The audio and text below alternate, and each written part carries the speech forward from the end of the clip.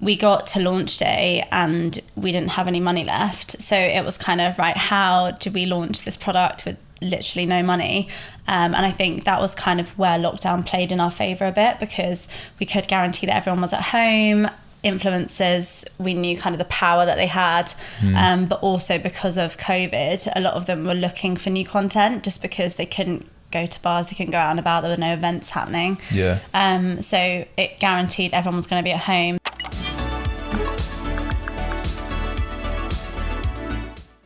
Right, we're back with episode 59, I think, of the Midnight Pod. We've got Alice and Winter from Pimentae Drinks, and I was just saying before, it's probably terrible, but the second ever female guest on the pod since Natasha, which was like the third episode about a year and a bit ago, when I was 2 stone heavier and looked very different. So yeah, I think Lucy, who booked you, told me that I definitely need to get more female entrepreneurs on, and they definitely are out there, but I just feel like, because the pod was all my mates to start with, and pretty much until this point it's been my mates, and I've just rinsed my entire network of friends of friends of friends, and now it's like we actually need to get people on. We better not be a tick box I exercise. actually cleaned the kitchen before this episode because I don't know you. And that doesn't usually happen. Because we're girls? What? Just because I've got a male coming on tonight. Not because you're girls, just because I was trying to be polite for guests that I've never met. Oh, the toilet was flushed when I went in, by the way, so thank you. It was flushed, yeah, that was Jack's toilet, so it's not normally in. I actually cleaned that as well, briefly. God, we've got special treatment. Gold star. Yeah, exactly. I guess first question is always, we'll dive into loads of shit, but like, your background, I mean, how do you even get into building a tequila, which by the way we're drinking right now, and we've got another one coming in about 55 minutes. As long as it's under the hour, we won't be plugging a complaint. We'll time it. So I thought you were sisters. That's what I was told. No. Someone told me that. No, we. And then I looked online. You look nothing alike. Honestly, we do that not would be share the amazing same if we were surname. We met at the University of Leeds. Actually, we lived together in our 4th year. But in terms of your question, how we came to start Pimentae. Well, I guess go back as far as when you met, because I normally go back to like teenage years, whatever. I know Stephen Bartlett goes back to like childhood, but I'm not copying that format yet. Okay, we're going Stephen Bartlett tonight, all right.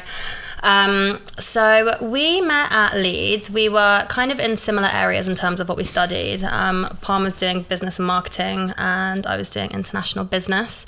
So weirdly, we didn't actually have a huge amount of overlap in terms of like studying together or like understanding how one another work. So Pimentae definitely wasn't born then. No. But one thing that was very similar about us was final year of university. Both of us were very much on the trajectory where we were apply for the grad schemes of the big companies. I feel like when you're at university, they kind of give you... Yeah, well, we both did a year out. So I did a year out at L'Oreal and Winter did a year out at IBM.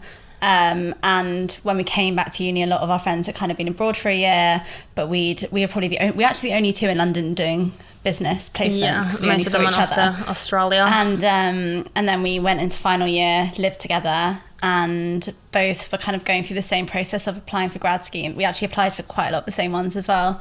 But then I ended up getting onto the ASOS one, and Winter got onto the Sky one. It's really, I don't know, I was actually reflecting on this the other day. I feel like university is a really poor example of prepping you for like what you actually want to do after university.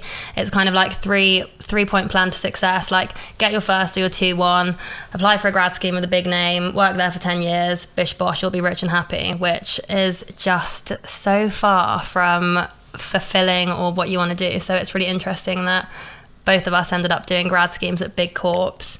I did commercial at Sky, which doesn't sound nearly as sexy as Palm doing marketing at ASOS. I was doing brand and marketing at ASOS, which I actually I loved ASOS.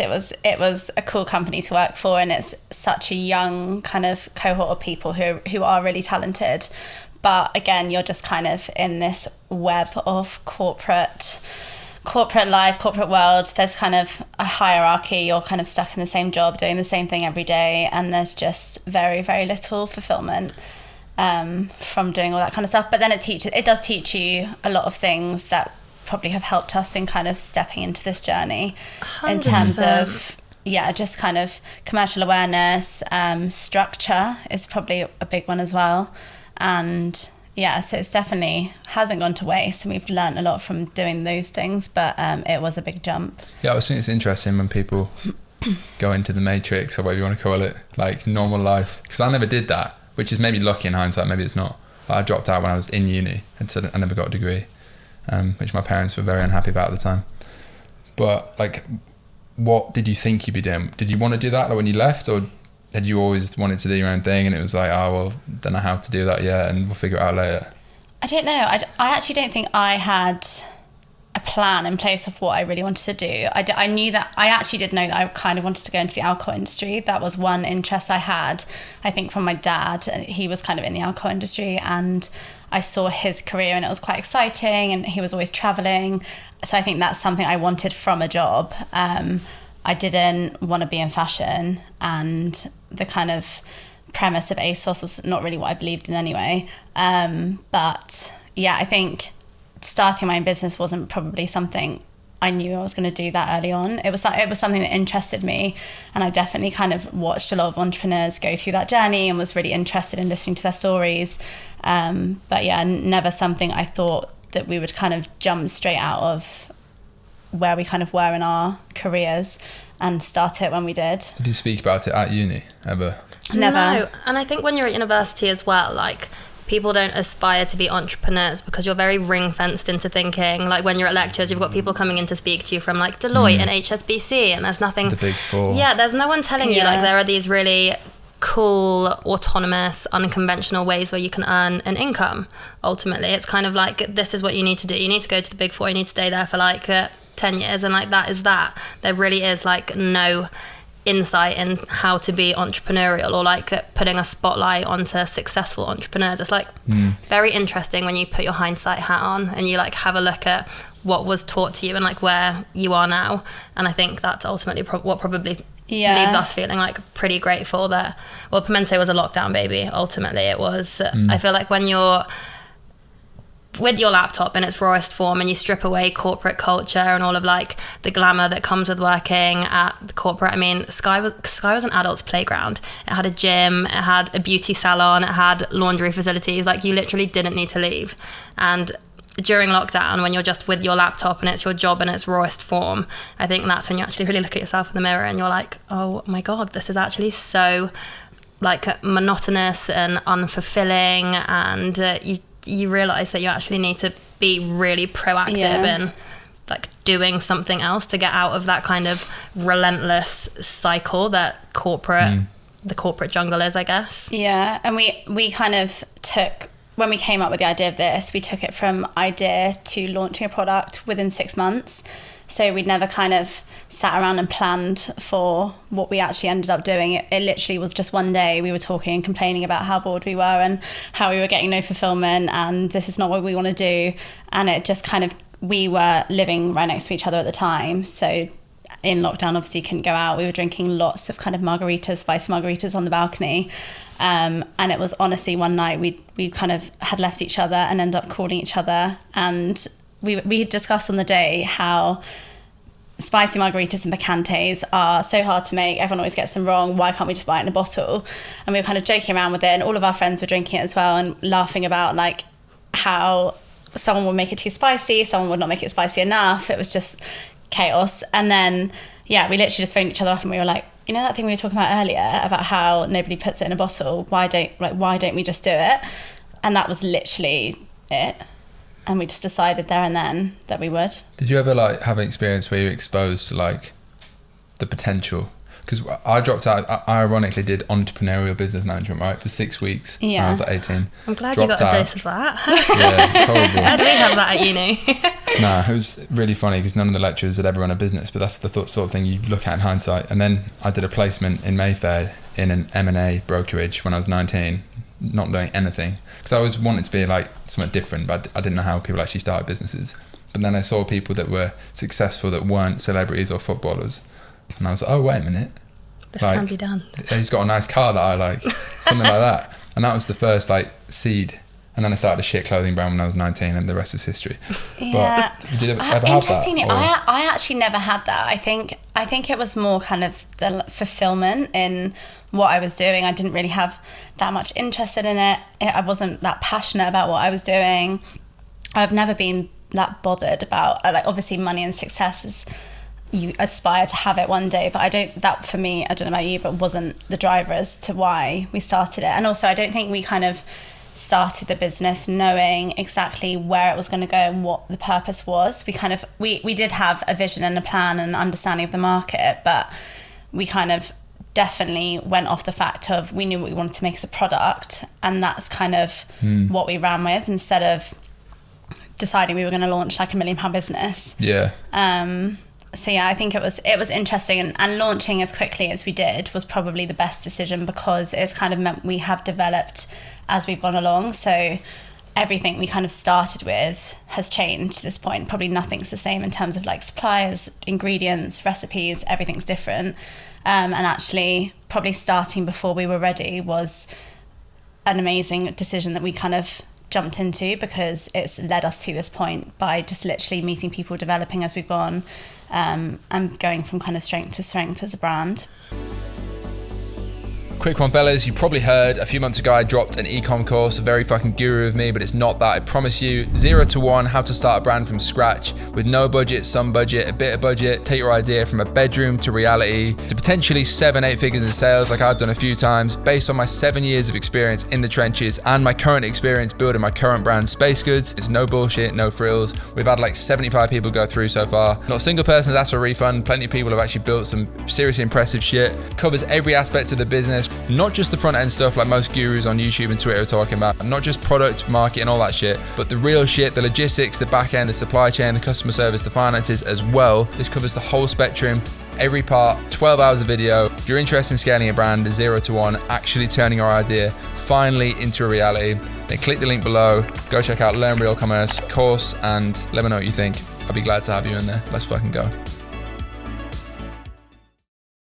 Yeah. I feel like the fast-paced nature is definitely something that we've carried into all of our decisions, and it's why our kind of proposition has evolved so much. Like Alice said, when we first launched, we were ultimately inspired by the Soho House Pimentae, and taking something exclusive to a members club and commercializing the proposition. There was definitely a piece of like commercial understanding. Like tequila is having its resurgence in the UK at the moment, and the ready to drink market's also exploding. So there was definitely elements of that were plugged into it, where if you do something right, and we were launching on the edge of lockdown, which was a really interesting time as well, because you could capitalize on people being at home and them being a little bit more adventurous with spend, but also the market was just about to open again, and people were a lot more receptive to new products and all of these lockdown brands and things like that.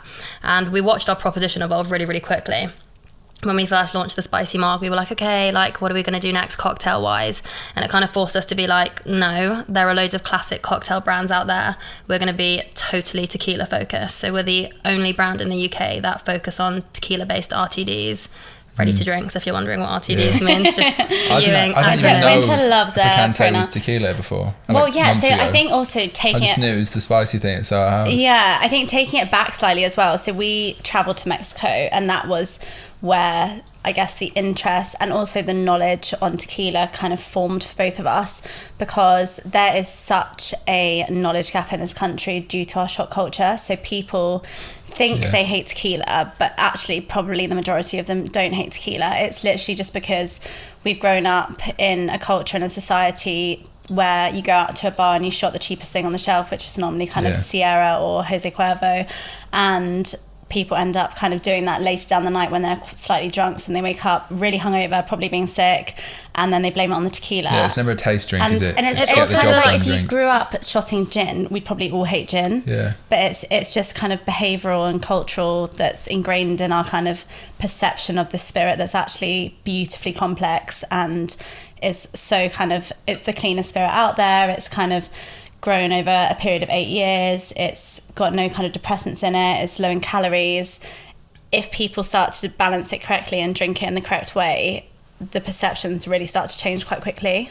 But it's, whilst it is a perception as well, I think people's perceptions are very reflective based on what they've got available to them. So if you go to a convenience store or a Waitrose or a Tesco's, you will see 25 gins and probably 3 tequila options, just because there is no variety, there's no good quality tequila available for people to try. So like Palm said, you've got Sierra, which is the tequila with the red hat that probably haunts people's dreams, and that's what gives tequila a terrible reputation.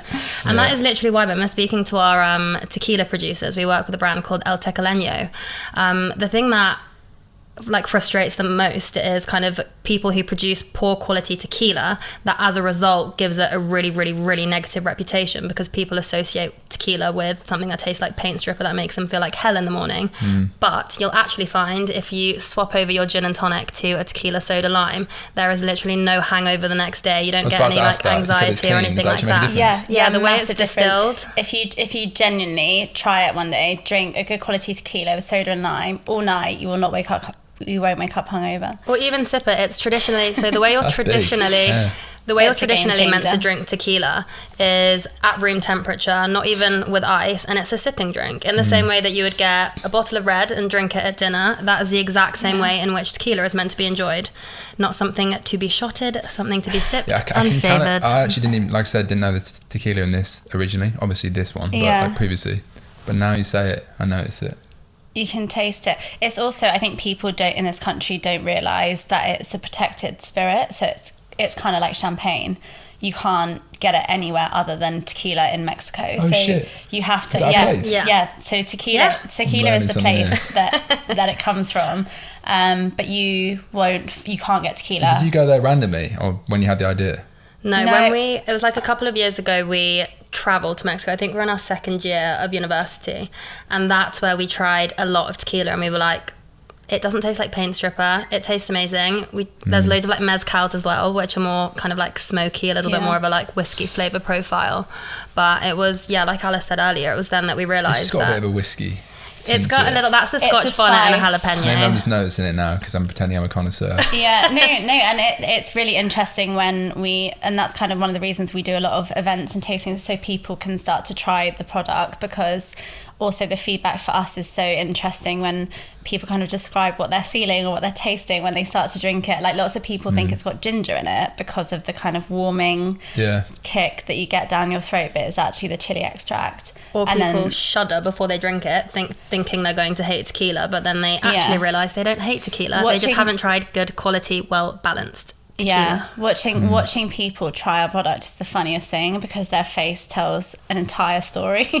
They like start by literally snubbing their nose at it, telling us how much they hate it, looking like they're about to kind of gag, and then they smell it, kind of wince, try a bit, sit there for probably like 3 seconds, and then decide that actually it's really nice, and then they'll be like, okay, and then they'll take another sip. Well, even if you tell them it's a Pimentae rather than just straight tequila. And a lot of people don't know what that is, to be fair. Not everyone's in Southwest London, are they? I think Pimentae. So our product's actually a spicy margarita. It's not necessarily Pimentae, and Pimentae at Soho House, they kind of mix it in a slightly different way. They're very similar. It's got coriander in it, which Palm hates. I don't like coriander, so that wasn't allowed to be in our product.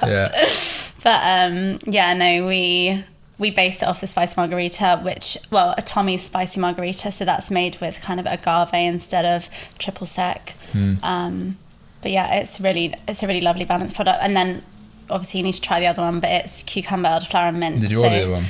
No, it was sold out on our website. I'm so sorry. 2 more of these coming then. 2 more of these bad boys coming. Yeah. Hope you like spice. So you like the drink, basically. You go to Mexico, finish your jobs, whatever. How long do you spend in grad jobs before, or 2.5 years until you decided? So we both did grad schemes that were 2 years, so 6-month rotation. You actually finished a bit early on yours.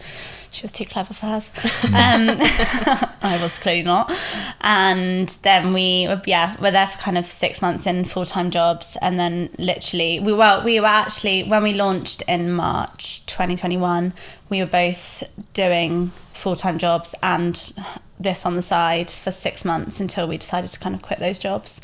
Because I think we didn't really know where it was going to go, and it took off very quickly for us, which was, so we were lucky. We'd kind of had savings, both personal savings that we'd clubbed together, and that pretty much funded us up until the point of launch, literally probably like launch day. And our monthly salaries were just being injected straight into the cash flow.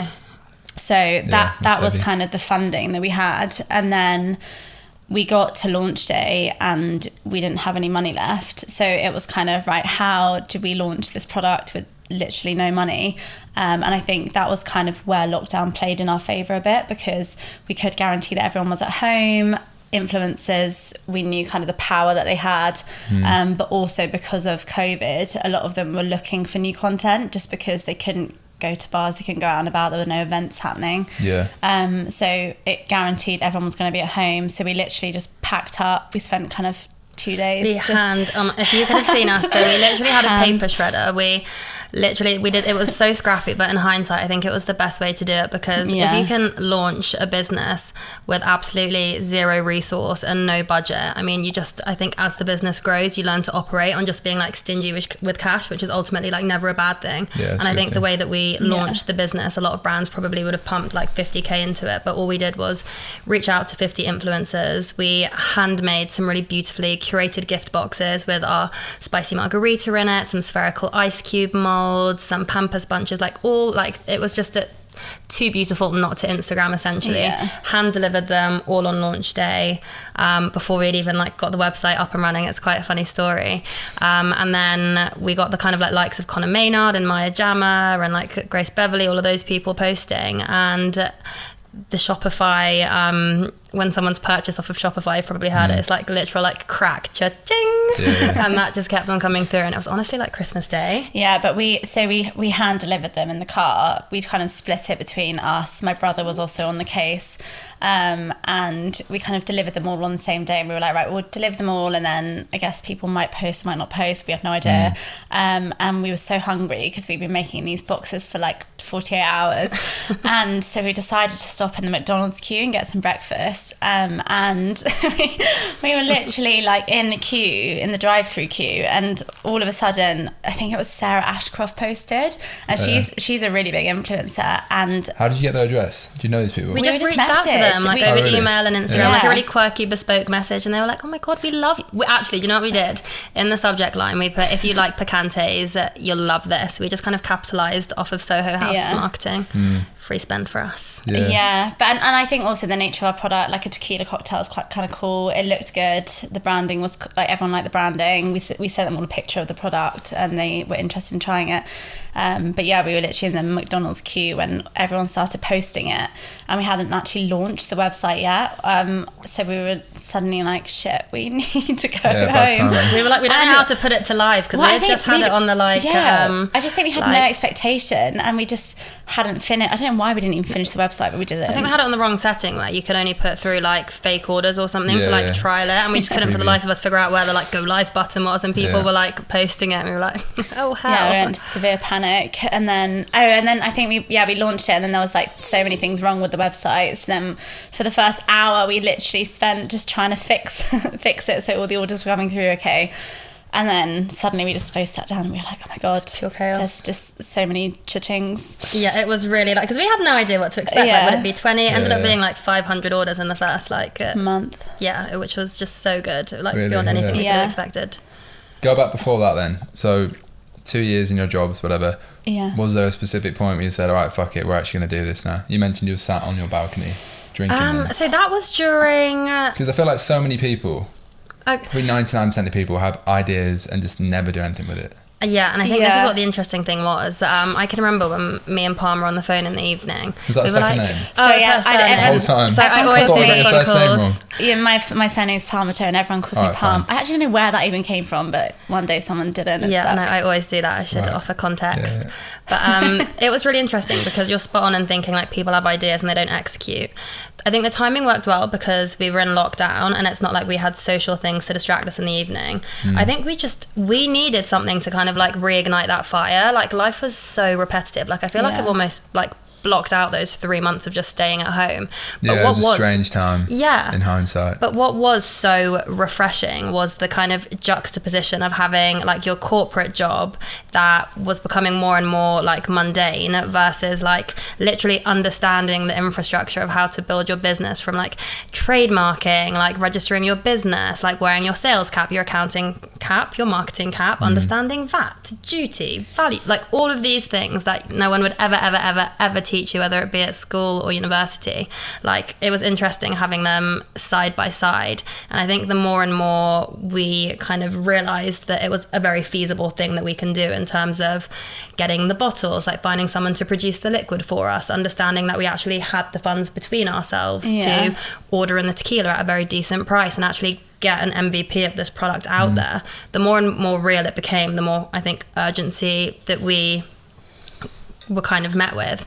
And then I think off the back of launch and seeing the kind of success that came from there, the 6 months of juggling the two and actually being like, okay, right, we need to make Pimentae a real business so we can use that as our kind of full-time livelihood and not have to juggle the two anymore. Yeah. So, and also when people started to actually like the product, like that was the other thing, we loved it, but until people started drinking it, and then the feedback we were getting off the liquid was incredible, for not only from kind of friends, influencers, but also industry people. And I think that was kind of the big game changer, where people were like, this is really good and you're kind of onto something here. And so then we were like, maybe we are.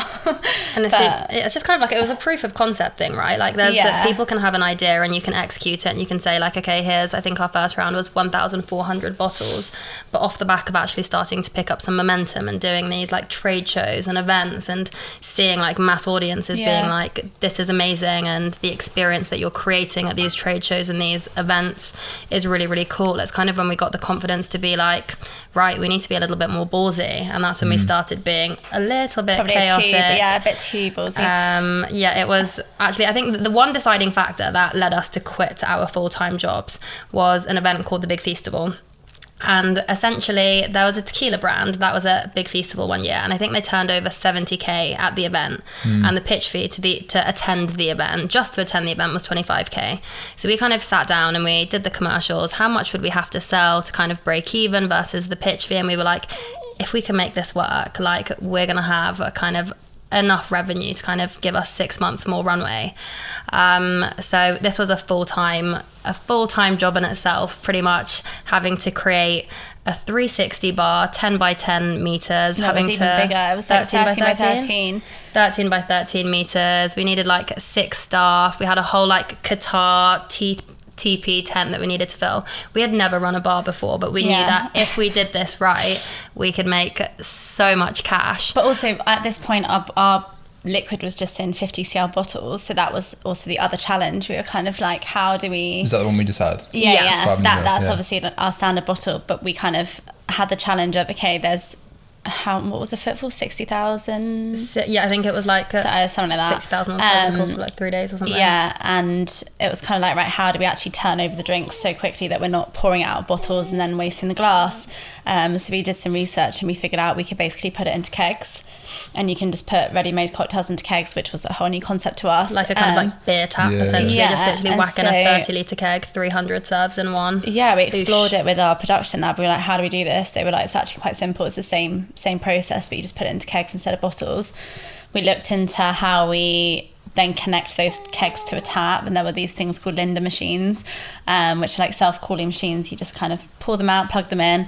So we bought 2 of those, and that was it, really. We just... Oh no, wait. The best part is at the time we made the decision to attend the Big Feastival, I think we had 12 grand in our bank account, and the pitch fee was 25k. Yeah. So we put the 12 grand in our bank account forward for the event, and then we paid the other half on our Amex, which is obviously fantastic. We actually got a business Amex to pay the rest on the Amex, but because we hadn't had it long enough, we didn't even have the limit. The limit was too small, so we were day by day trying to increase the limit by spending everything we could on the Amex. But then by the time it came to pay the actual fee, we still didn't have a high enough limit, so I had to put on my personal Amex to pay the rest of the pitch fee for us to be there, and that was how we kind of like crossed the line, by putting all the money down. And so then we were kind of locked in. We were like, right, okay, we're ready to go, we're going to do this, it's going to work. We've mapped it out, and we kind of figured out, obviously Winter said we worked out the commercials, we knew how much we had to sell, and we were like, this is very feasible. All of our friends said they would come and help, so we were like, right, no staffing costs. One of our friends' stepbrother's an amazing DJ, and he's now kind of been on this journey with us as well. So he said he would DJ for us. We were kind of like, okay, we've got this set up to a T. The last piece of the puzzle was getting the stock ready, so we had to get kind of, was it 30 litre kegs made up for that event in terms of what we'd forecasted. Transport them all down there ourselves to the rest of the build that we were setting up ourselves. No like build or break teams with these like big men to help you put things up? Just me and little old Alice and our van down to the Cotswolds? Everything was planned, and we were like, okay, we're actually nearly there. Like, I think this is going to be okay. And then we decided, it was all quite stressful, and we hadn't really had a break since we started the launch and since we'd quit our jobs. And so we decided one weekend we were going to go to Spain for like a little weekend away. And while we were in Spain, it was the following week, we had our production day that we had to go to Glasgow for. And we got this call when we were in Spain, and it was from the guys who we buy our tequila from. And they basically said that, no, I think we'd actually checked with them. We were like just checking everything's okay for the delivery, going to Glasgow, is it all going to be there? Because they need it by this day. And they literally replied and said, we don't have your tequila. 700 bottles of it. And so we were like, what do you mean you don't have our tequila? And they said, well, there's a tequila shortage at the moment. And it was because a lot of celebrities had been bringing out tequila brands, there was kind of this demand gap. So they just couldn't get enough tequila over into the country. And they'd given away all of our tequila for the production round that week to basically a bigger supplier. And obviously we were just a little kind of fish in the pond, so we were just not important to them. And they just gave it away, and that was that. And they just said, yeah, sorry, there's nothing we can do. And so then we went into sheer panic mode, because we'd obviously just risked all of our money to do this event that we now didn't have any stock for. And so we were like, what are we actually going to do? We were in Spain, so we couldn't even like try and sort it out or go to anyone. Also, COVID was like still kind of playing a game in terms of people weren't really back in work full time. And hazard a guess at how we overcame this horrible mess. You made it yourself or some shit. Yeah, we flew to Mexico. We had to do a supermarket sweep, but whilst we were juggling our full-time job, so like in between all of our calls, I can remember it vividly. I was like literally having to lie to my manager. Brands? No, we literally had to go to all of the local Waitrose, Tesco's, Sainsbury's to find the specific tequila brand that we used, which obviously tanked our margins because we were buying it on shelf price rather than wholesale price, and we were literally driving far and wide. We needed hundreds of bottles of tequila. Honestly, like I'm pretty sure I went to most of the UK Waitrose supermarkets. And then the same thing happened with the agave. Yeah, if you need it, there is a global shortage of it, I swear. But we were phoning up every single Waitrose. We were like, how many bottles of this do you have? They were like, hey, 6. We were like, hey, reserve them, we're going to come and get them. And then I'd drive and I'd go get them. Winter was like calling, I was in the car, we were both I think I was calling in sick at work because I couldn't go in. I mean, we were sick. We were sick. And we were trying to find this tequila. Anyway, and also at the same time we were calling up every kind of account or distributor we could who was supplying, wholesalers, like, and anyone, bars, everything that you could think of we called, and nobody had it. And also that was the problem, was that so many brands kind of couldn't fulfill their stock that they were then going to the brand that we were using. So even though there was kind of stock in the country, it was already allocated to these kind of larger bar accounts and chains. And so we literally went to every single Waitrose and Sainsbury's and Amazon, got as much as we could. We filled the car, and then we managed to get kind of one large side order from an account for another brand. But obviously we'd never made our drink with that other brand before, so that was like a complete risk as well. And then I literally packed the car up and drove it overnight to Glasgow to meet our production deadline. That was how we met. And what happened to the stock you'd actually paid for? We had it, so the way it worked was like until it got... put that into bottles or what? What do you mean? Like instead of kegs for the event, did you just use that later? Or? So that was for the stock for the event. So did you just get that later then? Or did they refund you? No. They gave it away to someone else. We never paid for that stock because it hadn't actually been dispatched to us. So it was like they'd kind of given it to another account. What the fuck is this? Space Goods, spacegoods.com, Rainbow Dust version 1, my newest entrepreneurial ecom brand venture. I spent 6 months in the trenches building this shit from scratch. We launched 6 weeks ago.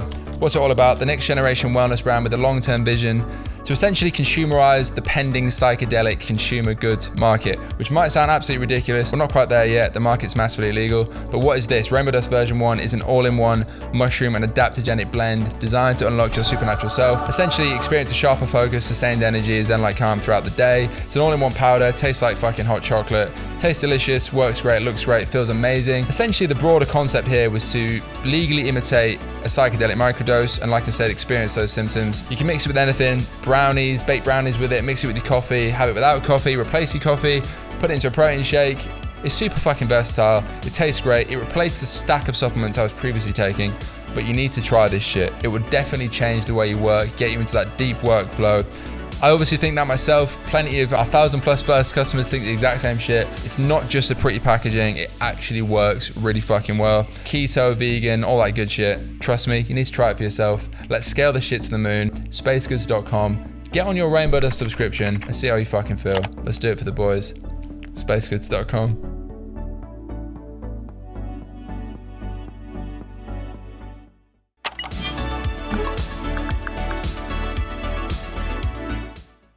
Right, we're back after our little usual drinks break. That was 35-minute delivery, which is quite impressive on, what is it, Quiver? Told you, under an hour. Which is Bodo's competitor, which I'm using, so that if they listen to this, apologies. We've actually got 2 more of the drink because we downed the whole thing prior to starting to film. So I'll do a little zoom in. 500ml doesn't go very far. Well, it's meant to be a short drink, so I'm not good at drinking things slowly. Yeah, we have like pints in here, but yeah, that's like a big wine glass. So 1 bottle would serve 5. It's a sipping drink. Right. Which is plenty. And how many bottles would you get through with 5? Well, I mean, I guess it depends how much you're drinking, right? Depends how much you're So drinking. We can get through a lot. So is that what a cocktail that you buy in terms of like blended percentage is meant to be? Typically in a bar it would also be 15%, so we like to pride ourselves on having bar quality liquid, so the difference is indistinguishable between what you would get at a bar and in the bottle. Yeah, they're classed as high ABV cocktails, so that's kind of where the market's moving into more kind of premium. So it's slightly stronger than wine. Yeah. Yes. Yeah. Because I'd actually never consciously seen like pre-bottled cocktails. Is that a new concept broadly? So a lot of ready to drink, so RTDs, have typically been in cans, but any like pre-mixed cocktails, they have a really bad reputation just because people think they're quite synthetic, high in sugars and sweeteners, and typically the branding on them's not very premium either. So if you have seen them, you've probably thought these look like hell, and they're probably really unhealthy. That I just told you about, which interesting. They're similar. I'm not sure they're across retail, but they've got I saw them because they're on LinkedIn, having done Winter Wonderland or something. Oh yeah, they do a lot. They do lots of events. They've done a few of the same events we've been at. Yeah, it feels like they're more of an events-focused proposition, and I guess events are great for being like a vehicle to drive brand awareness and obviously great revenue drivers, but for us ultimately, like, we're a retail proposition or on trade as well, which is kind of like bars and restaurants. Yeah. So go back to, I feel like we skipped loads because you're very good at telling stories. We ended up going off on a literally tangent. like word vomiting on you then, so sorry. Well, no, it's good. You mentioned 6 months of like doing both jobs. I assume that was the period when you were obviously developing from idea to actually have a product ready to launch. Yes. So what was that process? Did you know anything about how far to make a drink? No, like absolutely not. Googling and going from there? We always start with Googling anything, but I think we knew how to make a good cocktail in our kitchen from fresh ingredients, and we knew what tastes good. So that was ultimately where it started. We did the focus groups. Yeah, we literally made them in our kitchen from fresh ingredients from the local supermarket, and then we used to bring our friends over and get them to try alterations with different kind of tequila levels, types of tequilas. So there's obviously like Blanco, Reposado, Anejo, and they're all kind of like different aged tequilas. So different types of those, different spice levels. Agave is kind of the element you use to sweeten them slightly. So there's no sugar, but agave is like a natural sweetener. But different levels of that to try and get the balance correctly. And then we did kind of 3 rounds of focus groups, I think, until we got to a kind of final iteration. And then we likes it as well. Oh, so cute. He's only having a little bit. It's a spicy marg. He'll be wasted. I don't know. He's not going to like the spice. Dog. He likes the spicy margs. I think we've realised. Sorry, I just want to get back into the story. So we had our final iteration of our first drink, and then we kind of doing some research on how we created a commercial iteration of that and a shelf stable product, because obviously using fresh ingredients, your shelf life is only going to be probably a month or so after it's opened.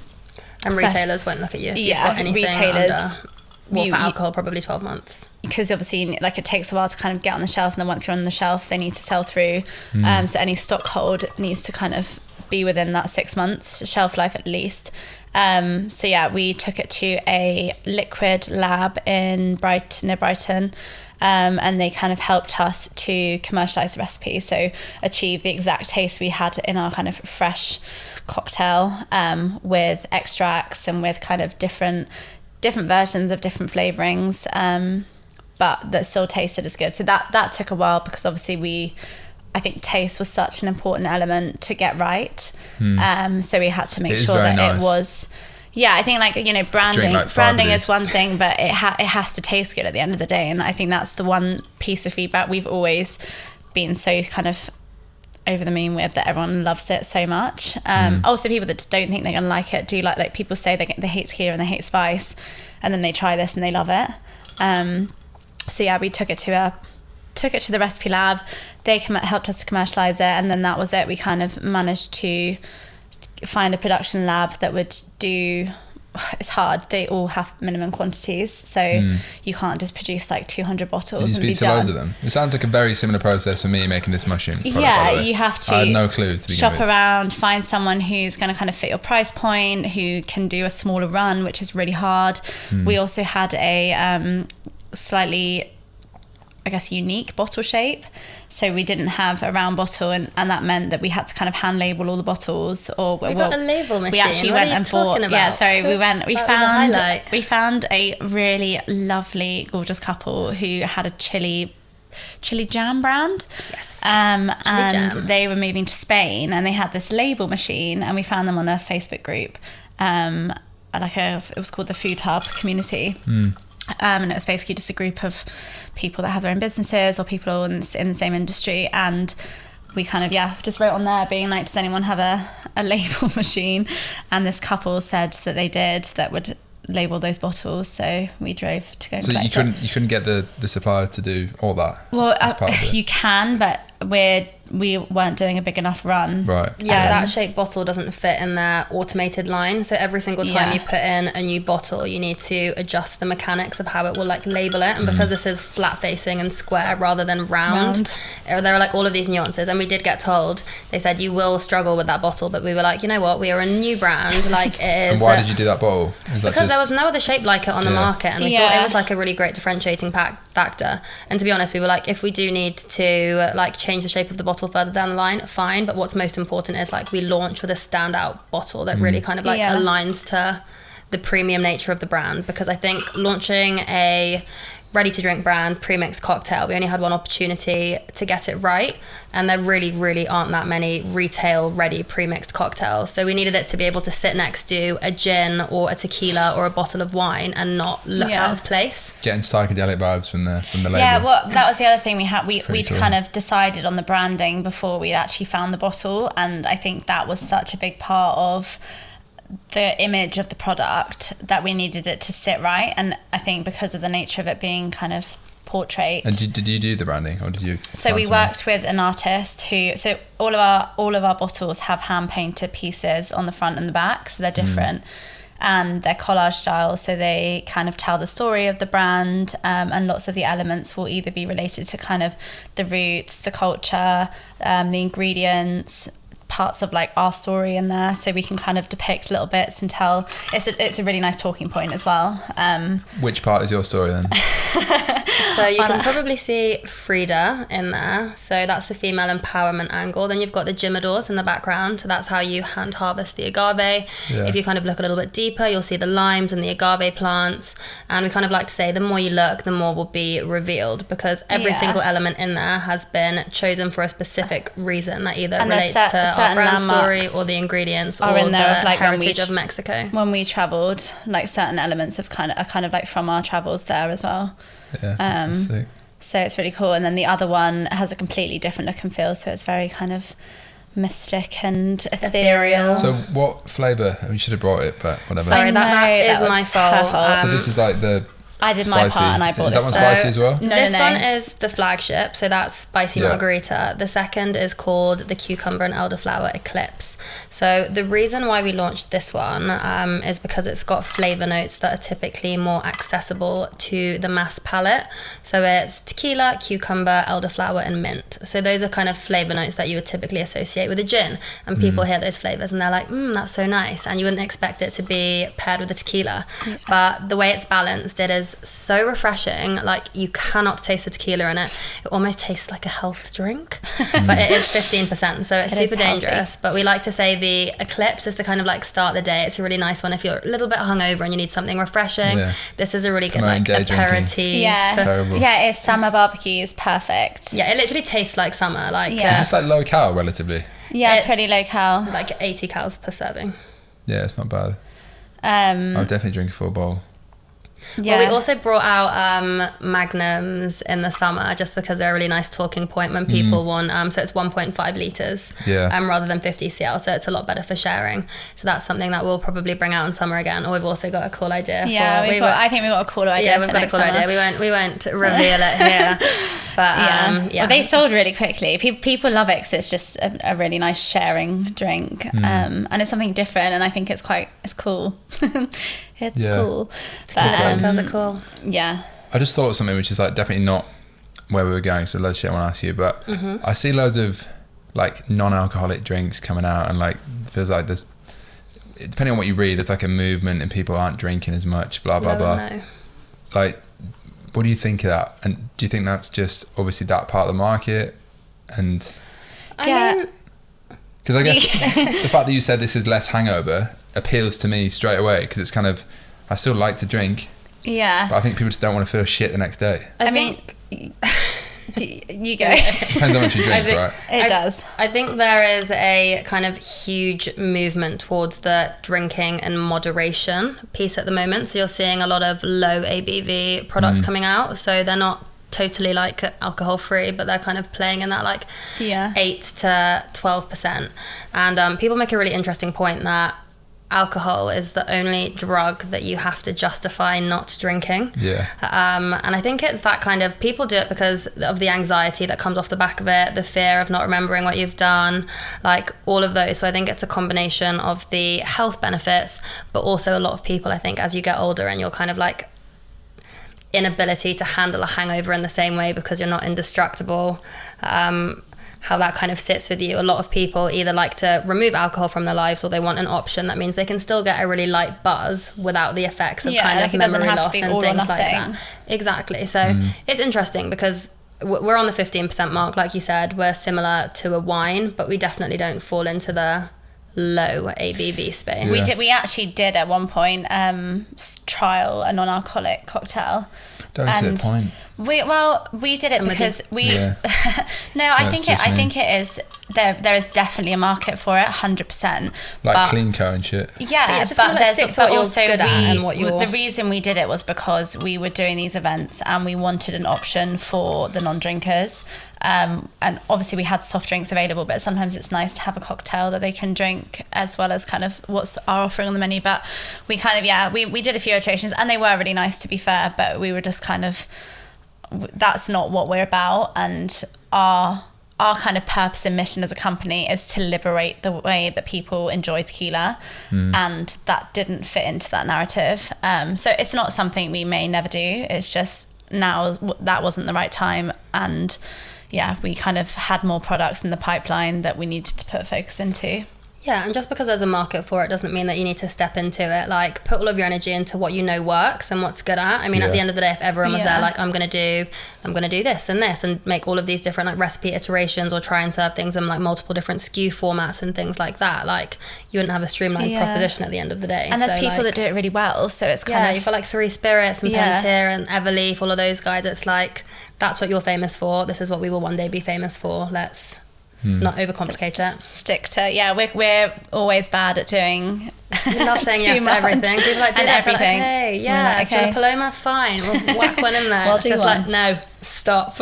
And then once you had the product and you launched, CC. what was like, you full time from that point onwards? No, we were still juggling. Was it still overlap? Yeah, still juggling Sky and ASOS for 6 months, and after you launched? After we launched. Right, okay. So, yeah, we launched in March, and then I think I quit a month before you. We ultimately needed to quit a month before the big festival, that event that we had poured all of our entire bank account into so we could actually plan that and make it work. But it was a really interesting transition, right? Because I don't know about like your parents, but my parents were very much kind of brought up thinking that corporate hierarchy, that's the kind of way to, like, my dad's businessman, that's how he made his money. So me trying to say, hey, mum and dad, I am quitting my job to sell tequila was not the easiest sell.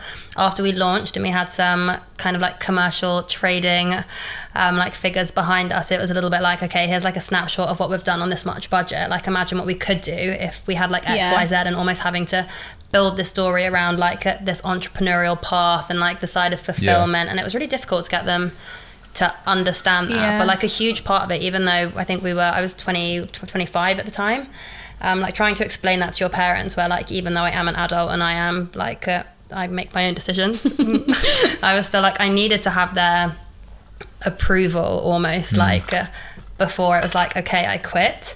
So it was like a long process of like warming them up from when we were going through concept to ideation, like Palm said. And when we launched, that was like a good turning point.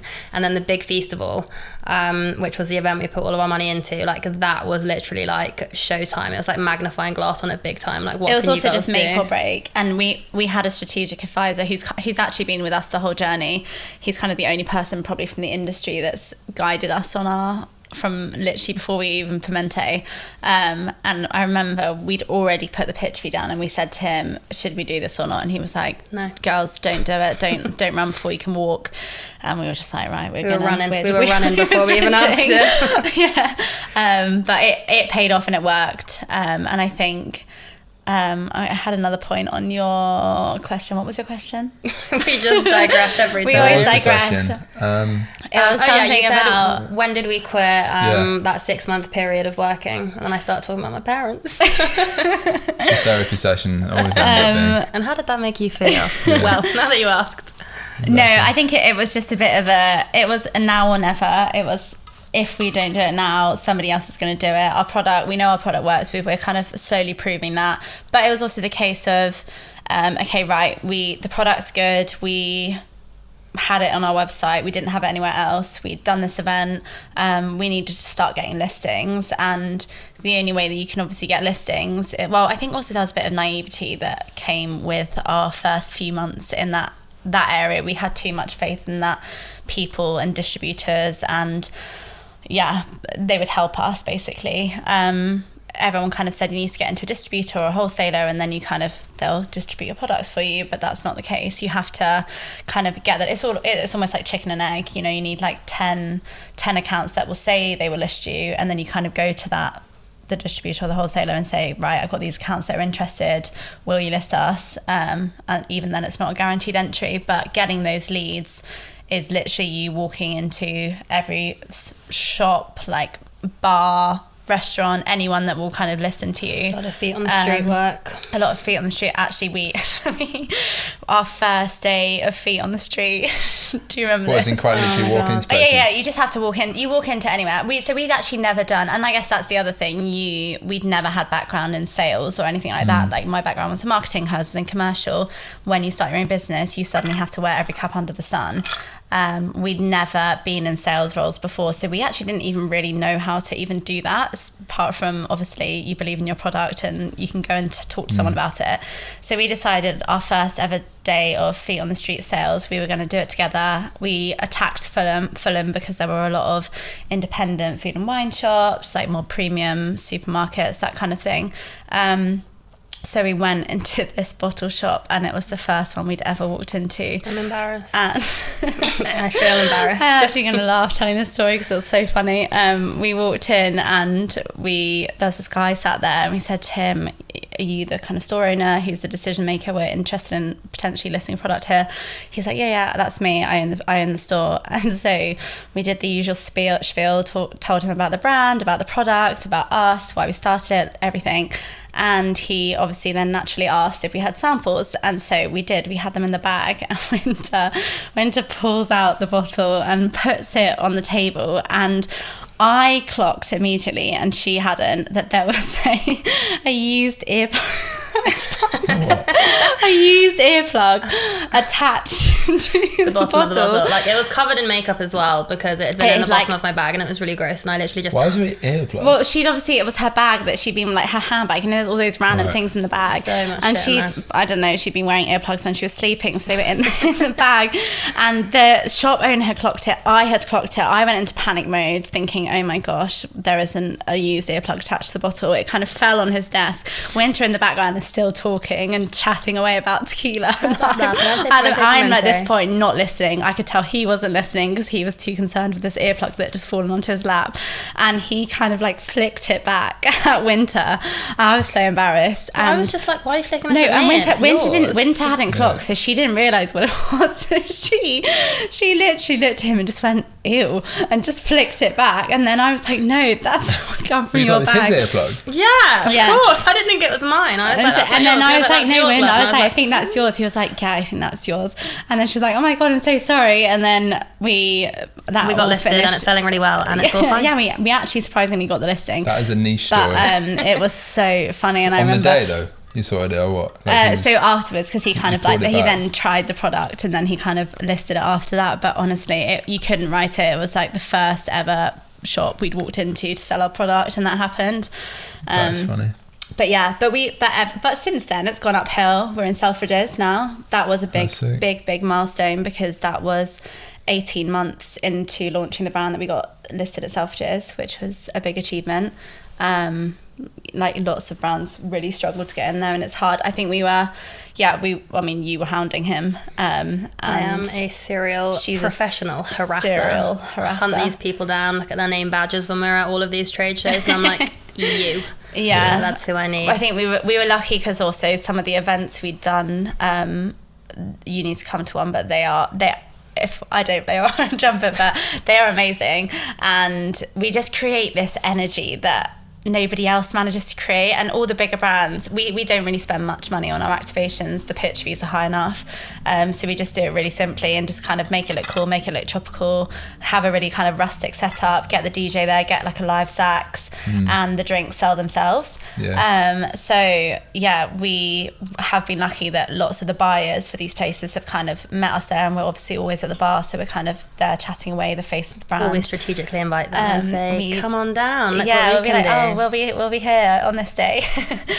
So with a drinks brand, like, I know nothing about this market. For me, it's always been Instagram, like very D2C, like spend loads of money on ads, that works, but it's kind of boring because it's all online. Yeah. What was your plan, like, when you had the product? Like, what is a typical marketing plan for a drinks brand? I mean, is there one, like a sales plan? Like, what's the route? I think we were a little bit naive when we first launched, because all we had thought about was D2C. We were riding on all of our website sales. As the proposition evolved, we realised, okay, we need to get brand awareness, and this can't simply be done by Instagram.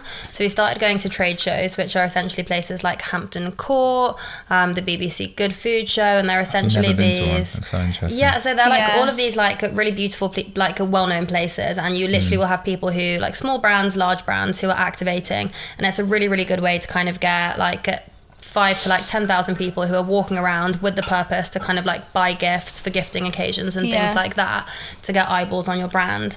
And then off the back of that, you can start to kind of upgrade to larger events. I'm not sure if you've heard of like Taste London, one of like the largest food events in like London. Amazing. It's in Regent's Park. You've got all of the biggest food brands, all of the biggest drinks brands. You've got Patron there, like you name it, like every single like large restaurant in London, they have a stand there. So that's typically what we were kind of like doing from a sales and marketing perspective. And you selling there, or are you hoping selling to there, buy bottles, selling and then bottles. You're also running bars there. So you can either sell the 50cl bottles, which are obviously like great to convert customers into kind of loyal customers because this is the product, or we're running bars there, which is like we mentioned, we've got the kegs and we serve the product on draft. We create that cool experience. So that's where we were like naive. So the first like 6 months of us trading was very events focused, very trade show focused, and purely D2C. But you can't build a commercial plan off the back of events. That's not monthly recurring revenue for us. Like events are very seasonal. Don't get me wrong. You can have them at Christmas and in January, but ultimately we are not an events company. We use events as a vehicle to drive mass awareness, great for revenue. But ultimately, we are a retail and on-trade brand. So we need to get these bottles on the shelves of Waitrose, Ocado, all of the like Q-commerce speedy delivery apps, behind the bars of kind of high footfall places. So that's something that we started to realize, I would say 6-7 months after the summer period of launching the brand. So that's where a distributor comes in. So the distributor essentially will proactively push your product into all of these places, but ultimately they're only going to push products who have got really high margin and really high awareness. So you have to be like super careful about which distributors you choose to work with and their relationships in the market and things like that. But essentially they will facilitate you selling your stock. So they've got holdings at London City Bond. So if you work with alcohol, you need to have a shed ton of licenses. So me and Alice have had to do loads of exams. You need a personal license, you need an alcohol wholesaler license. There are all of these duty suspended sites that you need to store your products at so people can like sell them legally, premise license, all that sexy boring stuff.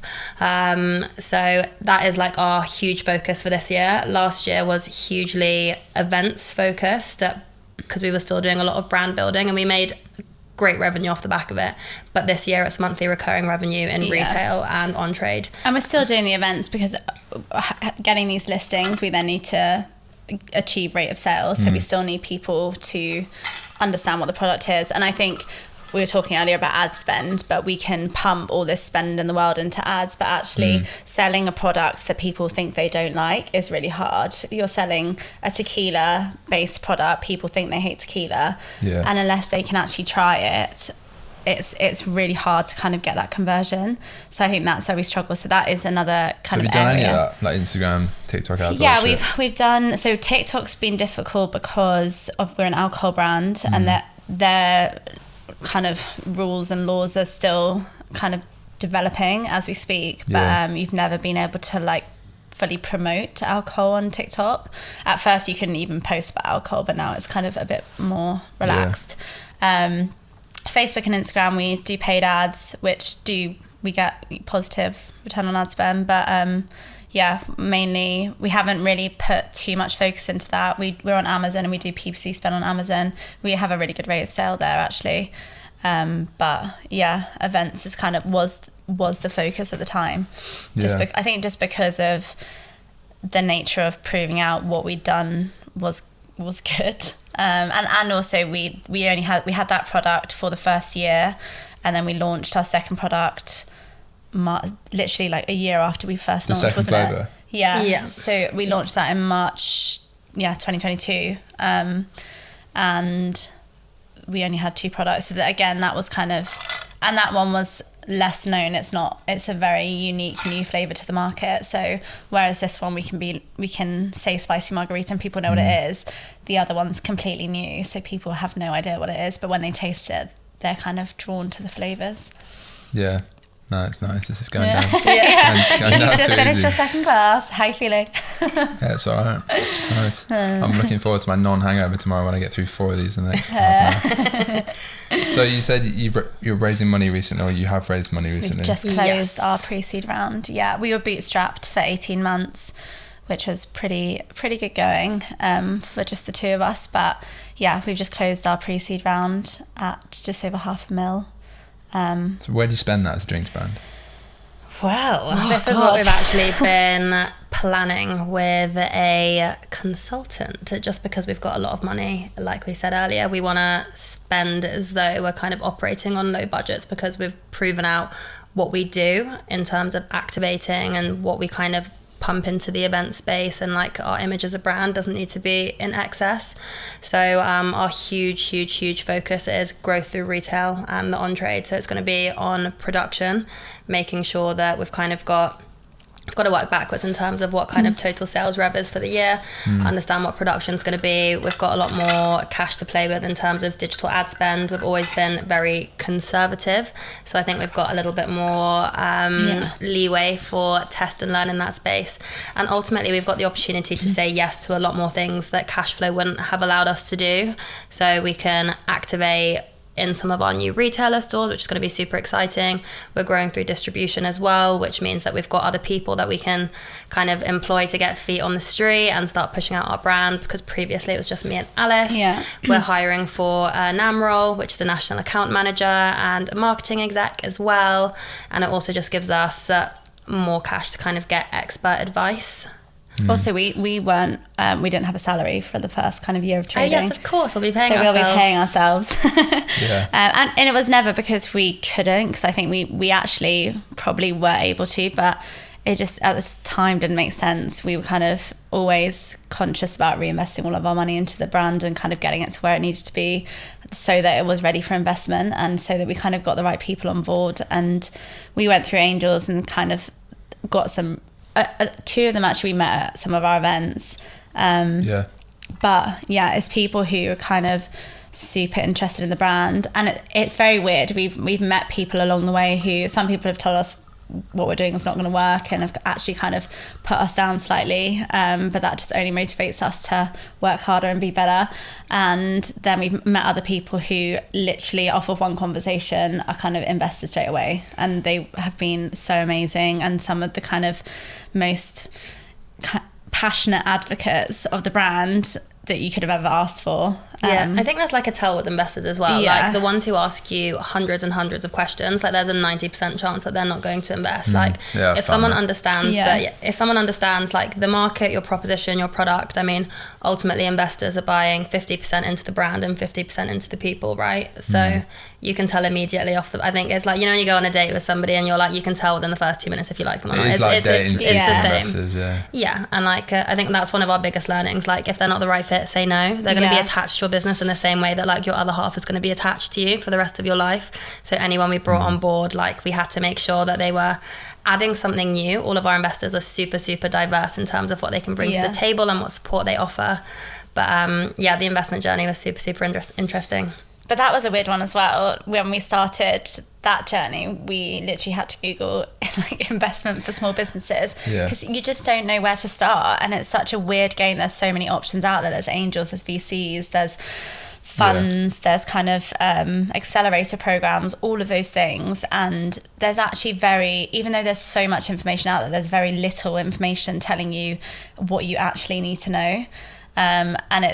And also just understanding that world of investment is very difficult. There's so many kind of like family members, friends or whatever that would come from that world of entrepreneur realism. I think it's weird. Like there are a lot of people who can offer their opinion on what you should do, but like the one thing that I always say is like, I'm actually really grateful that we went into it totally blind, because I feel like learning these things bottom up is so important. Like understanding the different equity mechanics, the infrastructure of how to build a business financially, and like paint a narrative around where you are currently and where you're going to be in 5 years, and then ultimately get financial buy-in from like external people who aren't just like within your immediate family is probably the most valuable lesson that I've personally learned on this journey. Like I feel like if I can value my business, like do all of the cash flow projections, understand like where our commercials need to be, and then ultimately sell that to another person who thinks it's credible, and I can really kind of like stick to a plan.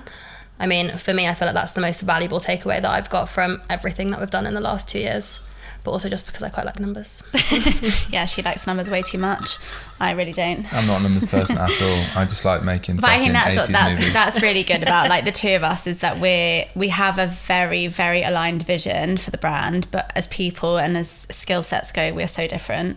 And so she's like amazing at things that I'm just not very comfortable with, or that are completely outside of my realm, aka I've margins. never had a co-founder.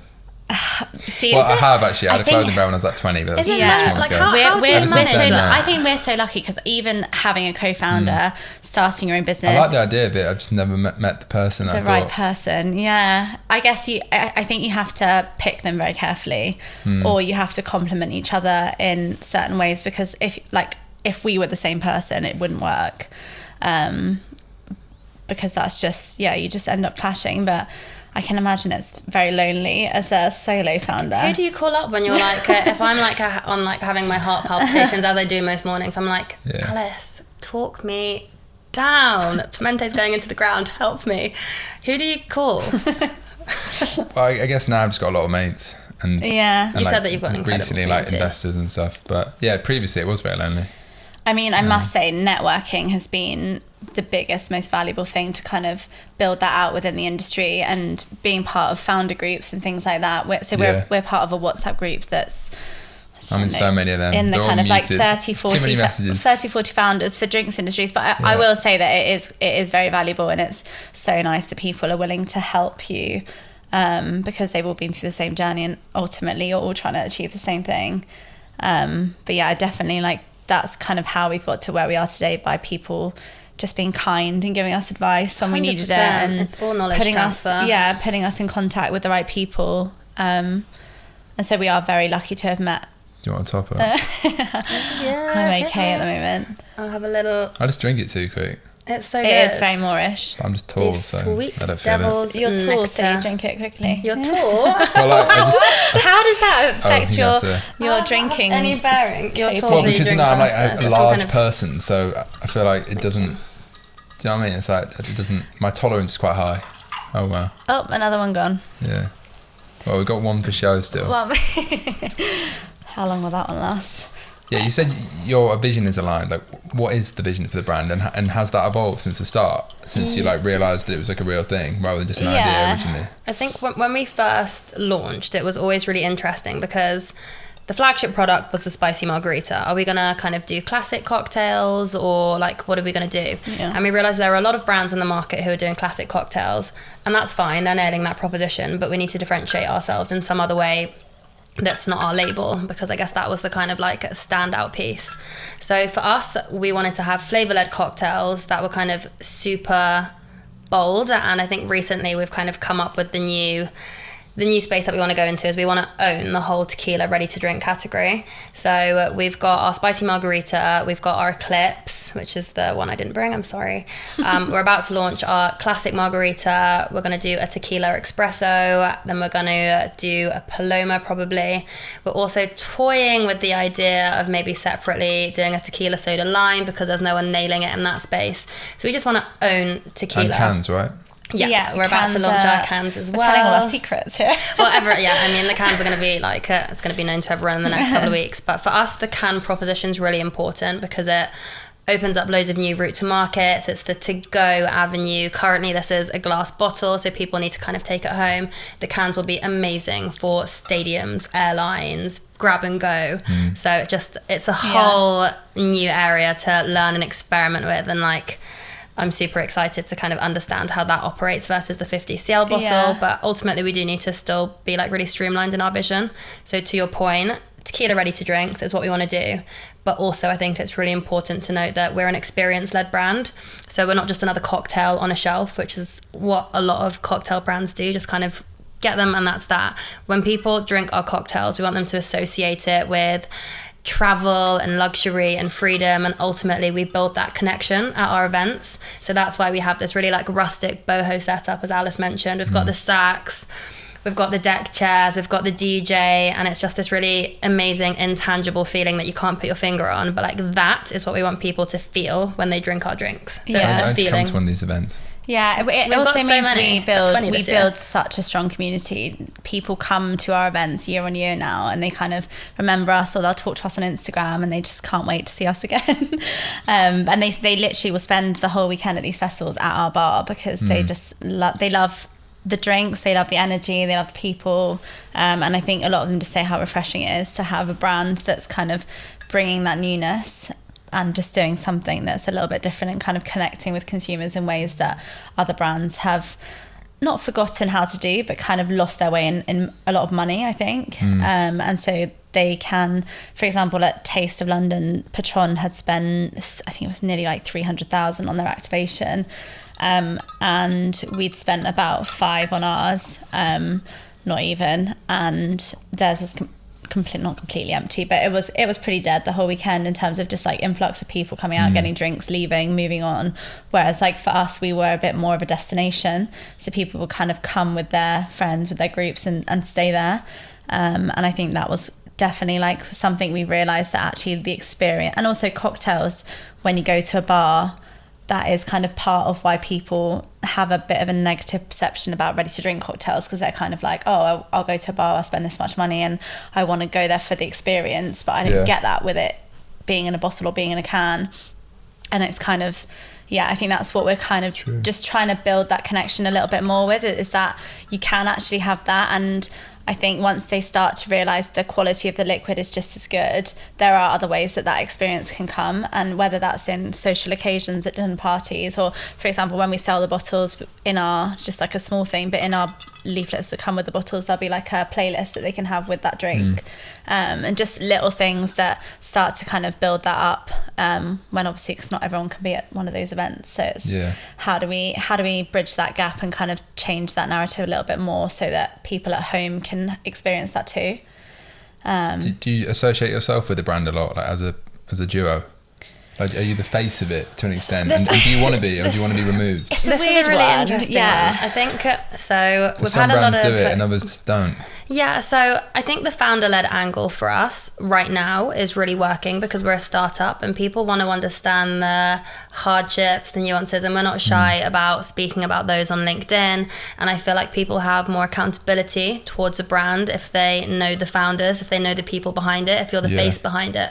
If, for example, you saw our product on the shelf versus another premixed cocktail, but you have met us or you've seen articles about us, you'll be like, oh my God, I read that article about those two girls who did this thing. And suddenly you've got this weird accountability to the brand that I guess you didn't know you had before versus a really big brand. So I think right now the founder-led angle is working for us, because we're still 2 years in and people love hearing about our story and like how we did it.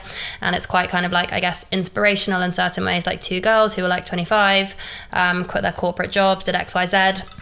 As we grow and the proposition evolves and we become more of a mature brand, is that something we'll have to change? Maybe. I think, but for now, people also like the fact that we're two female founders. The alcohol industry is very, very male heavy in terms of founders and kind of the dominance of men in the industry. You won't actually, we really haven't come across, we obviously have come across a few, but not, the majority are men.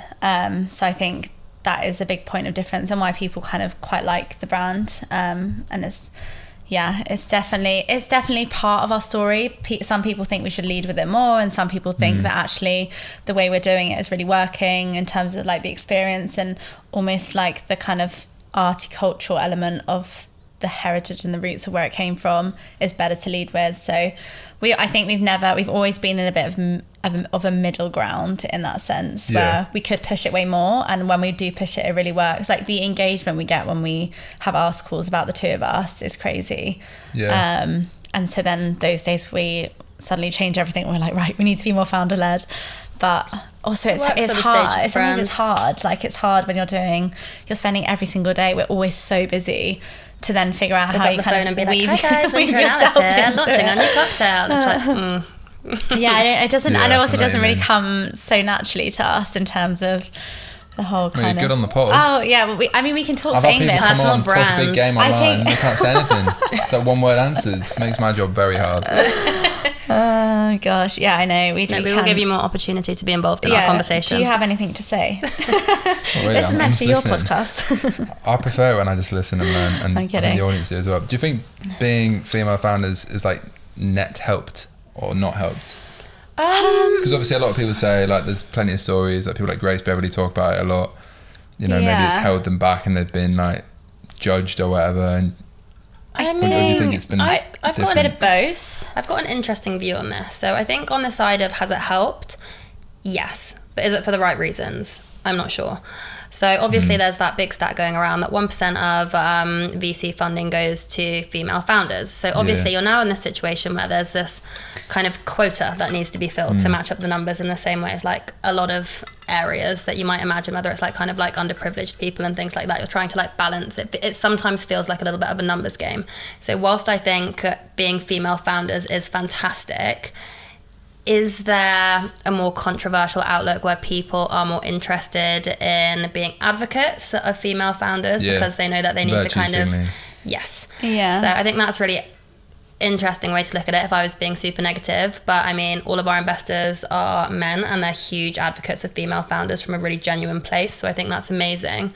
And then in terms of it helping us on our business journey, we've only ever had one really negative encounter with a male, I guess, trying to help us grow the business. Most people are very forthcoming with sharing their contact book and helping the business grow and being genuine advocates. Some people that we've encountered have been incredibly dominating, transactional, demanding equity and things like that, which is obviously the most precious thing to anyone. It's like, and almost just kind of taken what we've done and been like, no, that's wrong, that doesn't work, that doesn't make sense, nobody likes that, and then just tried to change the whole narrative literally overnight. And we were so confused. We just thought, well, what is he trying to do? And why is he saying all of this? And then interestingly, we actually spoke to somebody who apparently didn't get the brand at all, and they absolutely loved it, and we were just like confused at I think the last message we got from him was good luck closing your funding round with like your current brand. And then he laughed at our valuation. He literally just laughed in our faces and thought, he went, haha, how have you got to that? And we were like, from our sales data that we can prove to you. It's just, you know what, if anyone ever asks us questions about anything about our business, we can back it up. We can back it up with the numbers, we can back it up with data. We've got the commercial kind of stats to prove it. We know the market values of all the kind of industry categories that we're operating in. So ask us a question, we'll answer it. If you want to know, then we'll tell you. But yeah, to just kind of assume, I think that is also a prejudgment sometimes about females, is that they can build a brand and all this stuff, but they don't know the numbers, and that's not true. You know, like you can't build a business in this industry if you don't know them, and if your margins aren't going to work, then you're not going to make it. So I just think, there is a preconception, but yeah, I don't know. I think luckily we've had a pretty an empty bottle with, like, I don't know, a receipt of the fucking funding round. I know, literally. He actually watches all of our Instagram stories and reads all of the LinkedIn posts and things like that. Yeah, so he knows. Should I give him a little wave to the camera? Hello. It's probably always people like that in there. There's always going to be people that put you down, but like I said, and I think also, like, it's when you go from being, it's the same goes for personal relationships. It's kind of, you go from being in a secure job with a constant salary to then stripping back to absolutely nothing. You kind of, in a weird way, lose your freedom in your social life a bit, because you go from having a 9-to-5 to working more hours than you've ever worked before. You don't have the money to go out. You can't go on holiday because you can't afford it.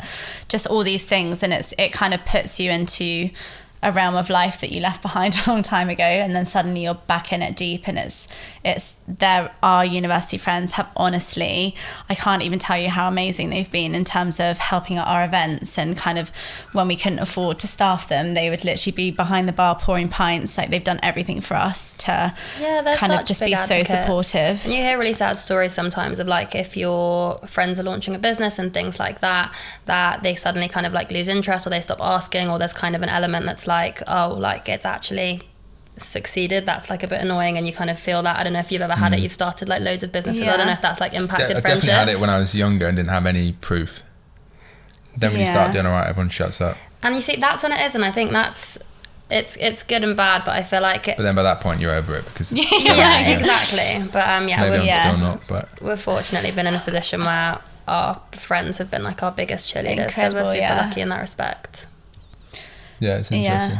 How big do you think this can be? Like, what is your end goal with it, or is that, do you even have one right now? Yeah, I mean, typically for alcohol brands, like, you'll look to exit within 5 to 6 years. That's being like very optimistic as a scale up. So that's reinvesting everything that you make into growing the business. So we don't just foresee ourselves as being a UK brand.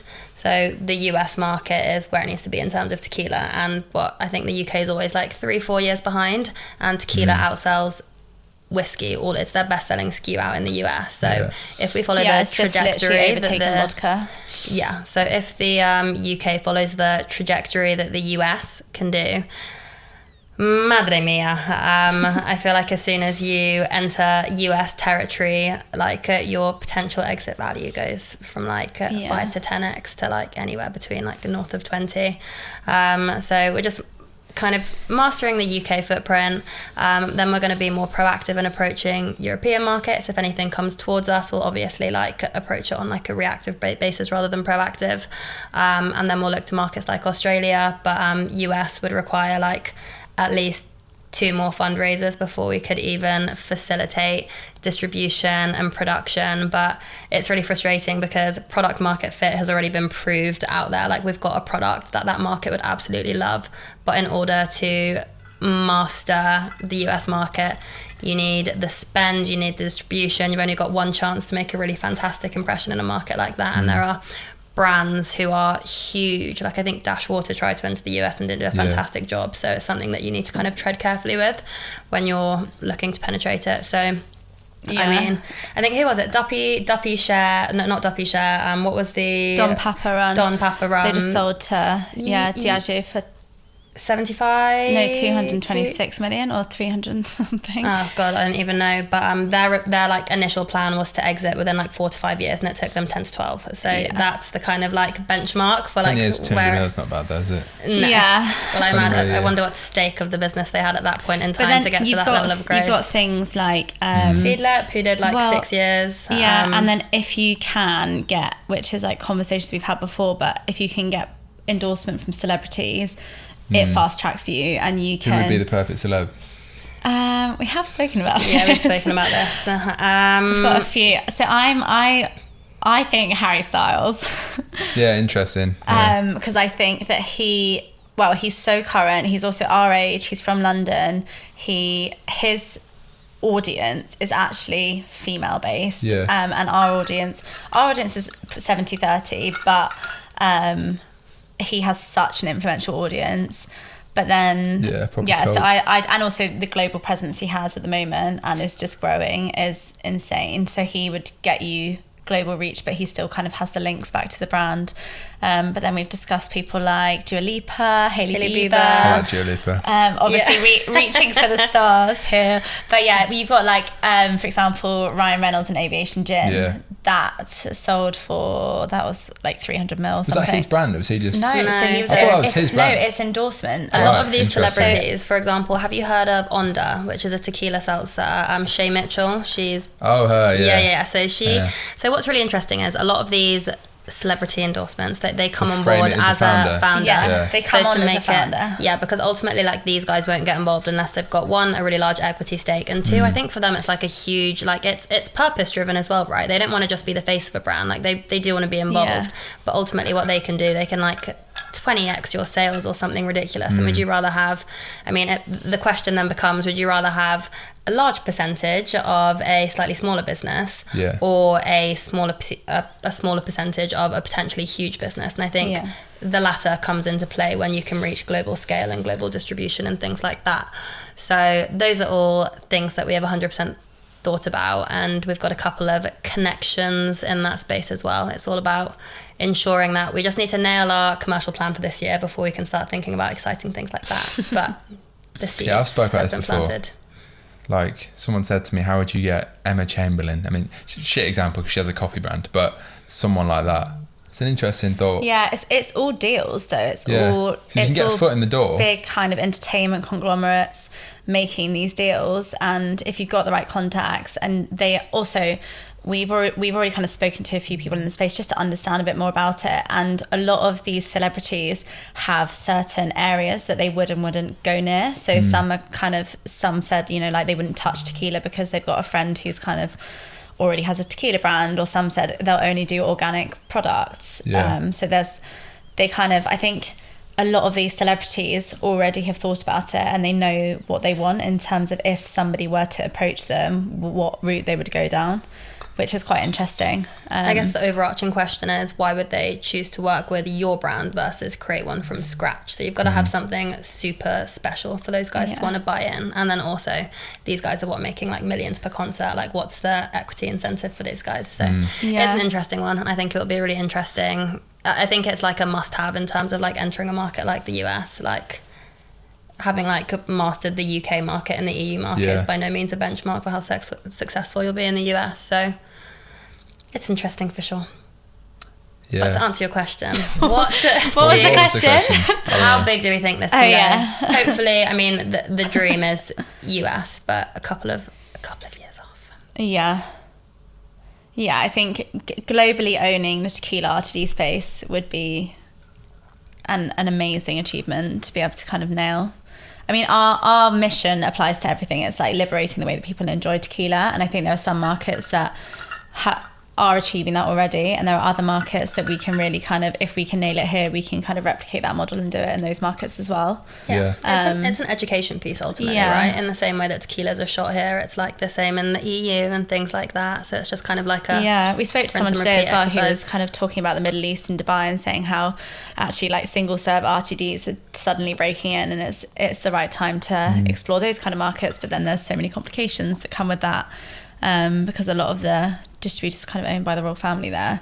Will it always be tequila centric? Always. The only thing we have thought about is exploring a mezcal. So like agave based spirits. But do you like mezcal? Why is that? Okay, so tequila is I'm not much of a cocktail guy. Tequila is a type of mezcal, but mezcal is way smokier, oakier. It's very similar kind of to a whiskey. There's actually this incredible new product. They're called Magente.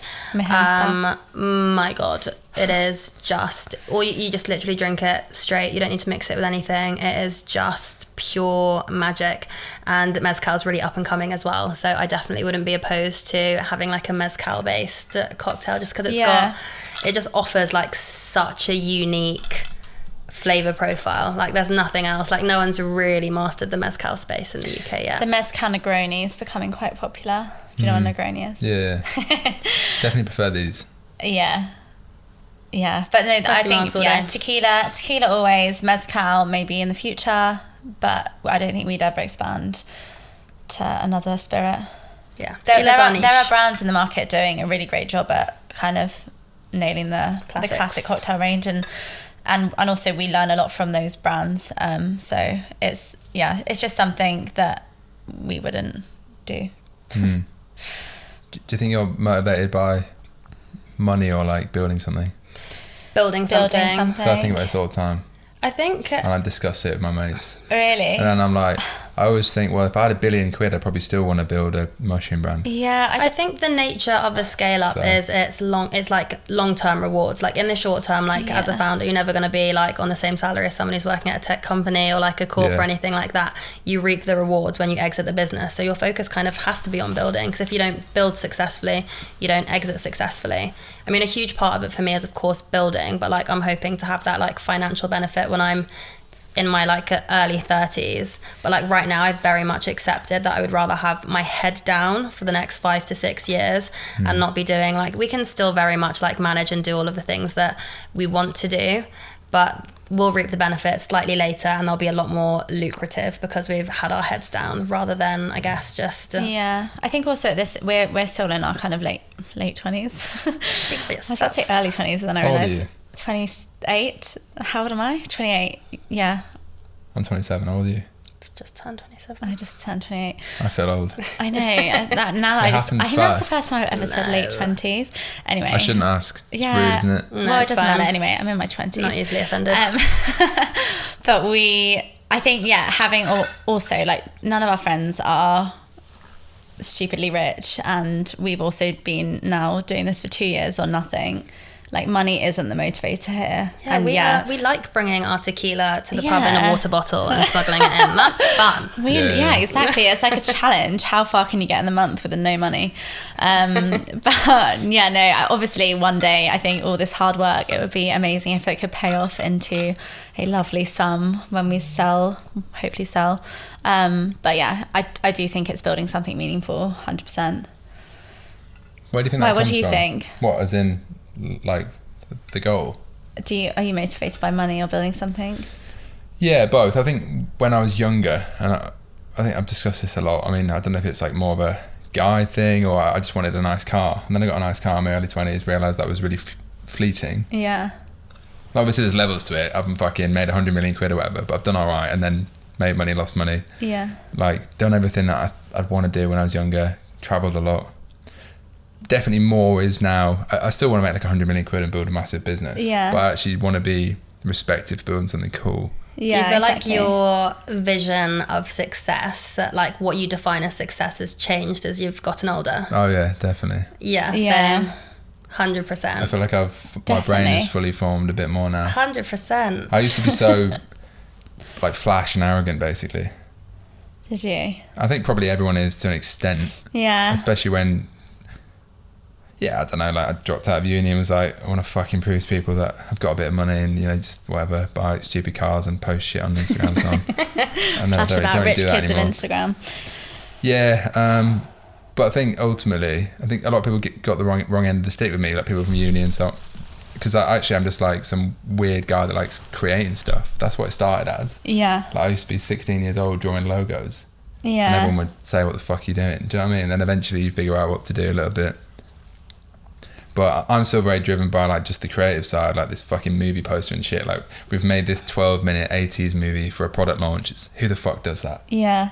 Don't Well, need I to think do it's that. so cool. That's one of the But that- coolest things about your that's business. I get most excited by that. So I think a business for me is just a vehicle to keep playing as if I'm like a child. Yeah. You In a are way. still You've pretty just- much a I feel child. like 20. everything, Yeah, well. and we always see that, like everything's possible. We could go in any direction with our business and do anything. You've just got to be bold and reach for the things that you think are impossible, because they're probably not. Just having the right people, the right learnings, Yeah. and the right kind of like mindset behind it, because that's ultimately the only thing driving all of your businesses forward. It's just you. You said you're a solo founder. Every single thing that comes off the back of it is by your doing, right? It's either conversations or networking that you've done. And like same for us, which is why I think people are such an important part of building something fantastic. Yeah, that's what I realised a lot more. Like, can't do it yourself. Whereas I used to be a lot Yeah. more, I want to fucking do it all. It is, honestly. But- I'm really bad at like delegating. Like I love Same, being in I'm control of terrible at everything. hiring Like people, so bad. I just, I really need someone to run the business for me so I can just make movies. Yeah. But Well, that's definitely on the list.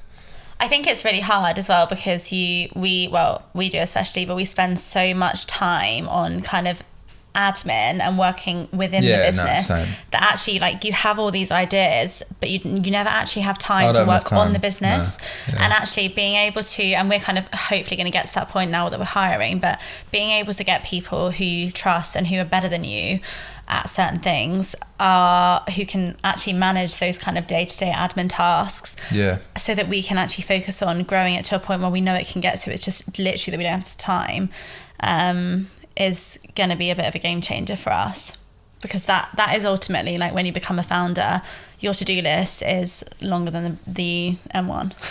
Yeah, Yeah, I mean, legit. I mean, just I feel guilty even doing midweek podcasts these days. Yeah, do you know what 'cause I mean? Like, you could literally spend hours working until 1-2 a.m, and even then that's not long enough. Yeah, I think it's the building boundaries that's almost like impossible. When you like start to eat, sleep, breathe everything, you then start to like get in this weird cycle of like guilt when you're not working, and you know you should be doing more, and then you go to Yeah. sleep, and then your sleep's consumed by like negative dreams of what you should be doing, and then you wake Yeah. up and it's like, I'm not waking up early enough, and I'm like, Winter, Saturday. I honestly wake up every morning, and Winter will have sent me a message, and she'll have dreamt about something, and she's like, I have so many nightmares. I've had this nightmare, and I just have to prepare myself, and I think, God, what is it today? And something will have happened to our business in her nightmare, and then I have to spend the first kind of 15 minutes of the day just calming her, being You live together. no, I know, a it's lot just of all like, FaceTimes. yeah, on the phone or on Yeah, it's just like message. perpetually stressed. And actually this is something that I've like now needed to get better at, because I've gone from being like a really like positive, really like high spirited person to being someone who's like constantly like worrying about every single thing that could go wrong. So I've actually started doing the 5-minute journal, which is like wake up. I need to do that. No, it's honestly really good, It's because really it frames good. your mind, because otherwise you wake up thinking, okay, these are all of the things that I haven't done, these are all of the things that I'm stressed about, but instead you frame your mindset as these are the things that I'm really grateful for waking up before anything, these are the things that I want to achieve today, and then before you go to bed, these are the 5 things that went really well, rather than me being like, well, I didn't get a reply to this sales email, or like this and this and this. And that is an element of you that I think needs to have that like intrusive voice that's like, do more, be better, like keep working, but that can only be like 5% of it. The other 95% needs to be like, reflect on the amazing things that you have done and the like how far you've come, because every single hurdle that you've overcome makes it that much more difficult for someone else to get to the same place that you guys have. So all of those like hardships that you're going through are only going to make it that much harder for someone to come in and do what you're doing even better. So it's just kind of like teaching your brain to think in a really not chaotic and negative way. Well, just like it's what I'm trying to master at the moment. And like everyone says, the highs are highs, the lows are lows, and when you hit a hurdle, which we hit on genuinely a weekly basis, daily basis, to add it to the CV. It's kind of just like, right, nobody's going to fix this for us. How do we overcome it? Like that takes up a whole day of your time just figuring out, right, this is the problem of today. How are we gonna overcome that? Because it's probably something that would have really like stepped in our way. But yeah, I think that's the thing. Like when we've come from industries where you never really have to deal with the problems, and suddenly when you're running your business, anything can go wrong, and it always does. And it's not, and it's just like, be calm. How are we gonna get past this? It will be okay. It seems like the world is ending, and the business is gonna go down, but it won't. And like Winter said, once you overcome that, you kind of look back and you're like, okay, I can do this. Yeah, it's crippling, isn't it? I think people that don't, which is the majority of the world, they'll never start their own thing. We'll never know the stress pains. You feel when something goes wrong is horrible, and the emotion as well, because you just think everything you've worked for, or all the planning you put in place, or just everything you put in place to make it go right. And we always try and be as prepared and as organised, and honestly it never works ever. I don't think we've ever had a launch or a plan in place or a partnership that has gone solely to plan. If it can go wrong, it will. It really does, and it makes you stronger eventually, but yeah, you just kind of learn along the way that it is tough. It's really, really tough. And I think to your point, you said like, if only like everyone knew how crippling it was, it would probably be like quite off-putting. Like people often ask, what like piece of advice or like what do you wish you had like known before you went in? And I'm literally like, nothing, because I think if anyone told you like all of the kind of like hurdles and the difficulties and the nuances of the industry that you're in, it would be like so off-putting, and there would literally be all of these mountains everywhere, that it would be the most like obstructive thing to people just like getting started, which is why I'm so glad that like we started in an industry that we didn't know. It was a blank canvas, and it just forced us to be like super like exercise creative problem solving and just be really like unconventional in how we tackled the space, because I think if we knew more, it would have just been a totally different product. Yeah, I just think there's a massive problem, and I've spoken about it so many times, of like Instagram and YouTube entrepreneurs that just sell this bullshit dream of like Lambos and Dubai to the next generation. It's like, we're making 100,000 revenue a month. Look at us. And then it's just like, it's just like, it's all bollocks. And then you look into that person and never filed a tax return, and they're basically a fucking fraud. I mean, that's usually the case. There's a lot of corrupt business. And we've also spoken... But I just mean like gurus, like particularly, and there's probably, I don't know if there's like female versions of that as much, but there's a lot of like, I guess like Forex, like drop shipping guys. Yeah. I get served plenty of those. Yeah, a lot of them. They're targeting me. They're like, listen to my 5-minute course. And I'm like, Yeah, it's just not real, is it? No. And I think especially for a product-based business, it's a completely different game. You can't just be drop shipping and making money. Yeah, I also think building a product business building a product brand is the coolest thing you can do in the world, in my opinion. Yeah. Because it's like, it's alchemy. You've got something tangible to show. It's not just you take an idea based. and turn it into a thing that people fucking consume, use, like, love. And it becomes part of their life. Spending their real human, like, hard-earned pennies on it. You're a fucking operations person. You're a builder. Everything. Yeah. You're a fucking lawyer one day. You're like elements of everything. Yeah, you learn so much. And I just think it's so cool, and that's why I think most people. I think it's the coolest business you can do, is build a brand, a product brand. Yeah, it is really cool, and it also means you can take it anywhere, and you can kind of the world. Once you have that product, the world is your oyster, and that's when you can get creative. Like you said, you love making creative films, but it's like once you have that product, the product's the product. How do you kind of like take it into a new realm, or and also for us, I think one thing we've always found really good is partnerships with brands that have no link into the alcohol industry. Like how do we capitalize on a brand who has a similar audience to us but are in cosmetics, for example, and actually there's always a link and there's always a way. Like we've partnered with Thursday, who are a dating app. we partnered with Wild, who are the cosmetics brand. They actually all have similar founder stories, first of all, and similar audiences, and they're kind of so supportive in taking kind of things that we can bring even as a small brand to them. For example, like the event side of things and the alcohol space and the kind of entertainment, and then pairing it with either their product launches or something they're doing. And I think, when you get creative, you can find synergy in pretty much anything. You've just got to have the right narrative behind it. And it's just such a refreshing change from corporate bureaucracy and red tape, where you can't even get a bloody marketing campaign through the line without the positioning of the dandelion being off, whereas like now it's like, okay, we want to do this like UGC campaign, we want to go like here and do XYZ, like we drive it all forwards ourselves. And I think that's the most motivating part of it all. Like we don't have to ask permission, we just need to be like, does it align with the brand? How can we make as much noise as humanly possible on as little budget, and like collaborate? And we've always been really lucky as well. I think we've never really worked with a proper agency or anything. We've always kind of done a lot of research, found someone or a freelance or somebody who's really talented in their field. And that's kind of how we've developed campaigns, or we've got photo shoots, or we've kind of met people on networking events and then done something with them. But we've never actually gone through the kind of standard, right, we're going to pay £15,000 for some branding. It's like, let's find someone who's talented and who's a bit different and who's kind of believes in our brand and we believe in them, and we'll work together. And then it has also meant that our whole process from start to where we are now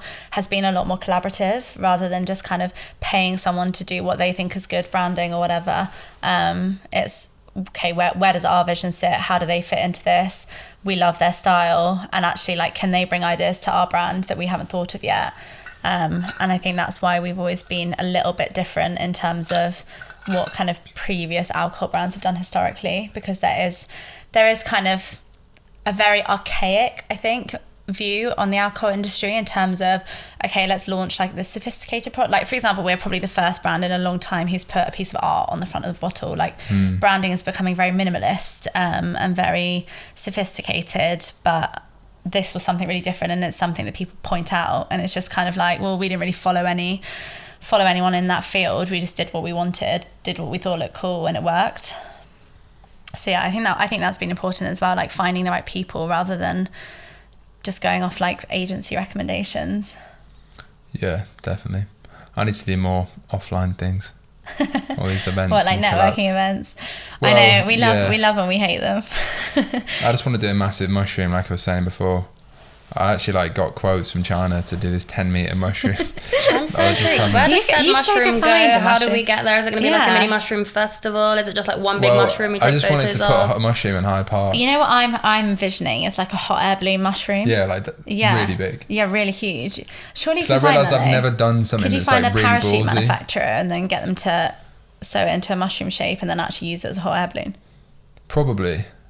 Yeah, I just want to do something really weird and like probably get arrested for it, because it would just be good PR, wouldn't it? And then you could like chuck mushrooms. I've always done like from the Instagram ads. It's like mushroom dust. To get out of my fucking flat.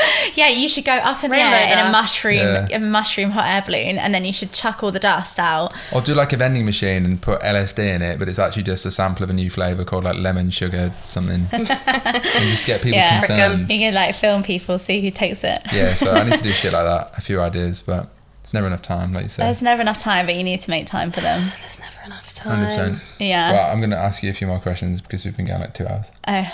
We could probably go for 3 hours, but I might run out of What's the time? 9:30. Okay. Wait, you got another podcast after this? No, but my car's in the car park and I think it shuts at 10. Oh yeah, it does. No, it never shuts, does but you'll be fine. Okay. Can I just pop to the toilet? We're literally going to finish. Oh, okay. Oh, fine. Well, you can go. Hold it. Okay, I'll hold it. I'm holding it. I also need a wee. Where do you see yourself in 10 years? Are you still running the brand? Are you living here?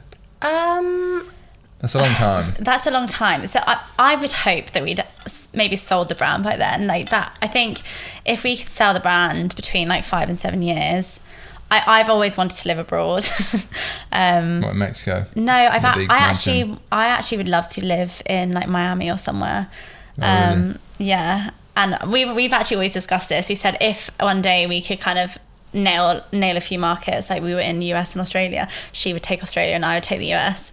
But obviously we need someone running on the ground here. But yeah, I think 10 years time, I couldn't. We were actually speaking about this before. I could never see myself going back to a corporate or a kind of big company, and like working for someone else after doing this. But yeah, I think hopefully having sold the business, probably started something else up, and maybe living in Miami. How about you? Similar or no? Yeah, similar. I think aim of the game is to hopefully sell Pimentae within 5 to 8 years.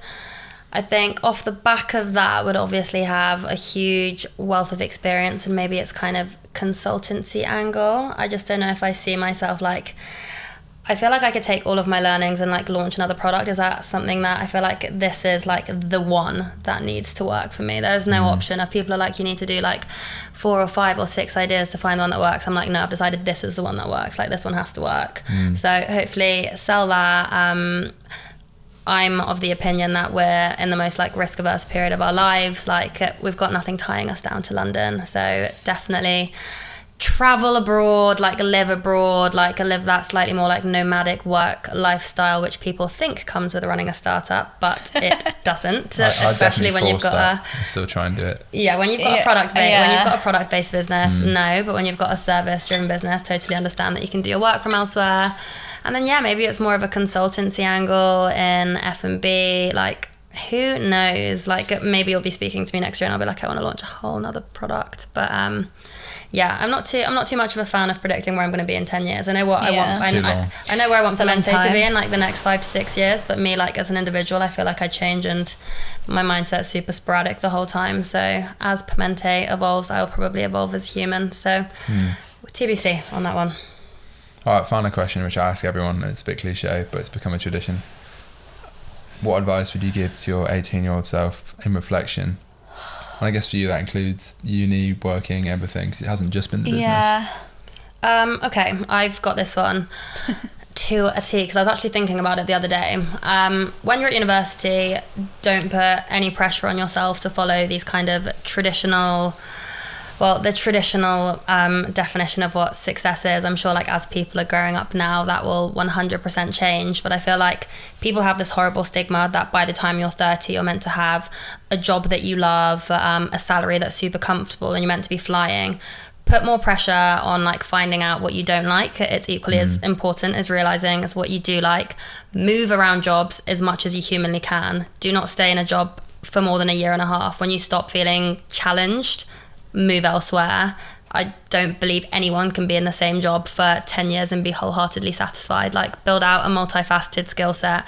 You need to understand commercial. You do. I don't care who you are, whatever industry you're in. You need to have a commercial form of understanding, marketing, dip your toe in every single pond.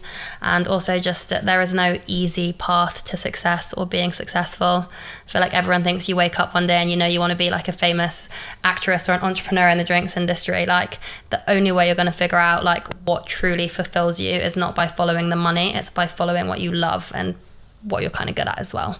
So that's kind of what I was telling myself. That's the really long-winded piece of advice that Me long-winded? You've been given some hella long-winded answers today. No, it's been good. Do you want to add to that, or you rest on that? No, I think, yeah, obviously similar, but I think my piece of advice would be to believe in yourself a bit more, and kind of nothing is impossible. Like I never thought that I'd be able to do some of the things I've done at this point in my life, and in the time scale that we've done it.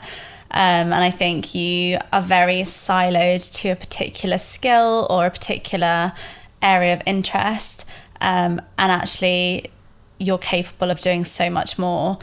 It's just a case of putting yourself out there a bit more and kind of taking the risk to do it, because a lot of people, so many of my friends I speak to have ideas, or they kind of have good ideas actually, but it's kind of just a case of start before you're ready, because there's never a right time, and actually you'll learn along the way, and not everything will work in life, but you will surprise yourself what you can do, because I didn't think I'd ever be capable of, like, obviously we've done it together, but you know, like doing what we've done, just because I would have thought my knowledge was limited to kind of one single thing. But moving into an industry where you have no experience in launching a product, no experience in alcohol, and getting 2 years down the line and being where we are, having just closed a funding round, being in Selfridges, like that's crazy for me to think about where I was 2 years ago.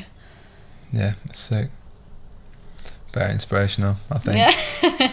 And I could definitely have So drank 4 more I of have a these. question for you. Are you going to get more female guests onto your podcast now? Yeah, honestly, it's probably just nervous, wasn't I? It's previously always been my mate. Well, not always my mates, but I've run out of mates now. I would say We're that. like 60 episodes in now, nearly. Yeah, quite a lot you'll of be episodes. surprised at how many amazing female founders and entrepreneurs there are out there. We've been to a few like pitch events with purely female founders, and it's incredible. You should forward them. So we can, we can link you up with some more. Yeah.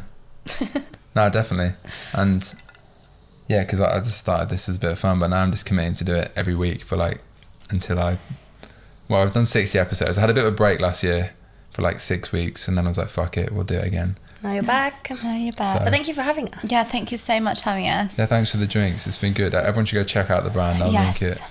But you should definitely sponsor the pod, by the way, because We'll give you loads of I actually prefer cans. this to red wine. Do you? We'll give you lots of little cans. Is there a red wine brand sponsoring your pod? No, but I wanted to make one called Unicorn Blood. Just had Oh this my weird idea. God. But too many things going Another on. business. I'm I thought you were leaving doing that. your- I'm leaving that. I have too many ideas. Yeah. But yeah, go check out the brand. Really interesting episode. As always, subscribe to the pod. We'll see you in the next episode. Cheers for watching. Peace. Bye. Bye.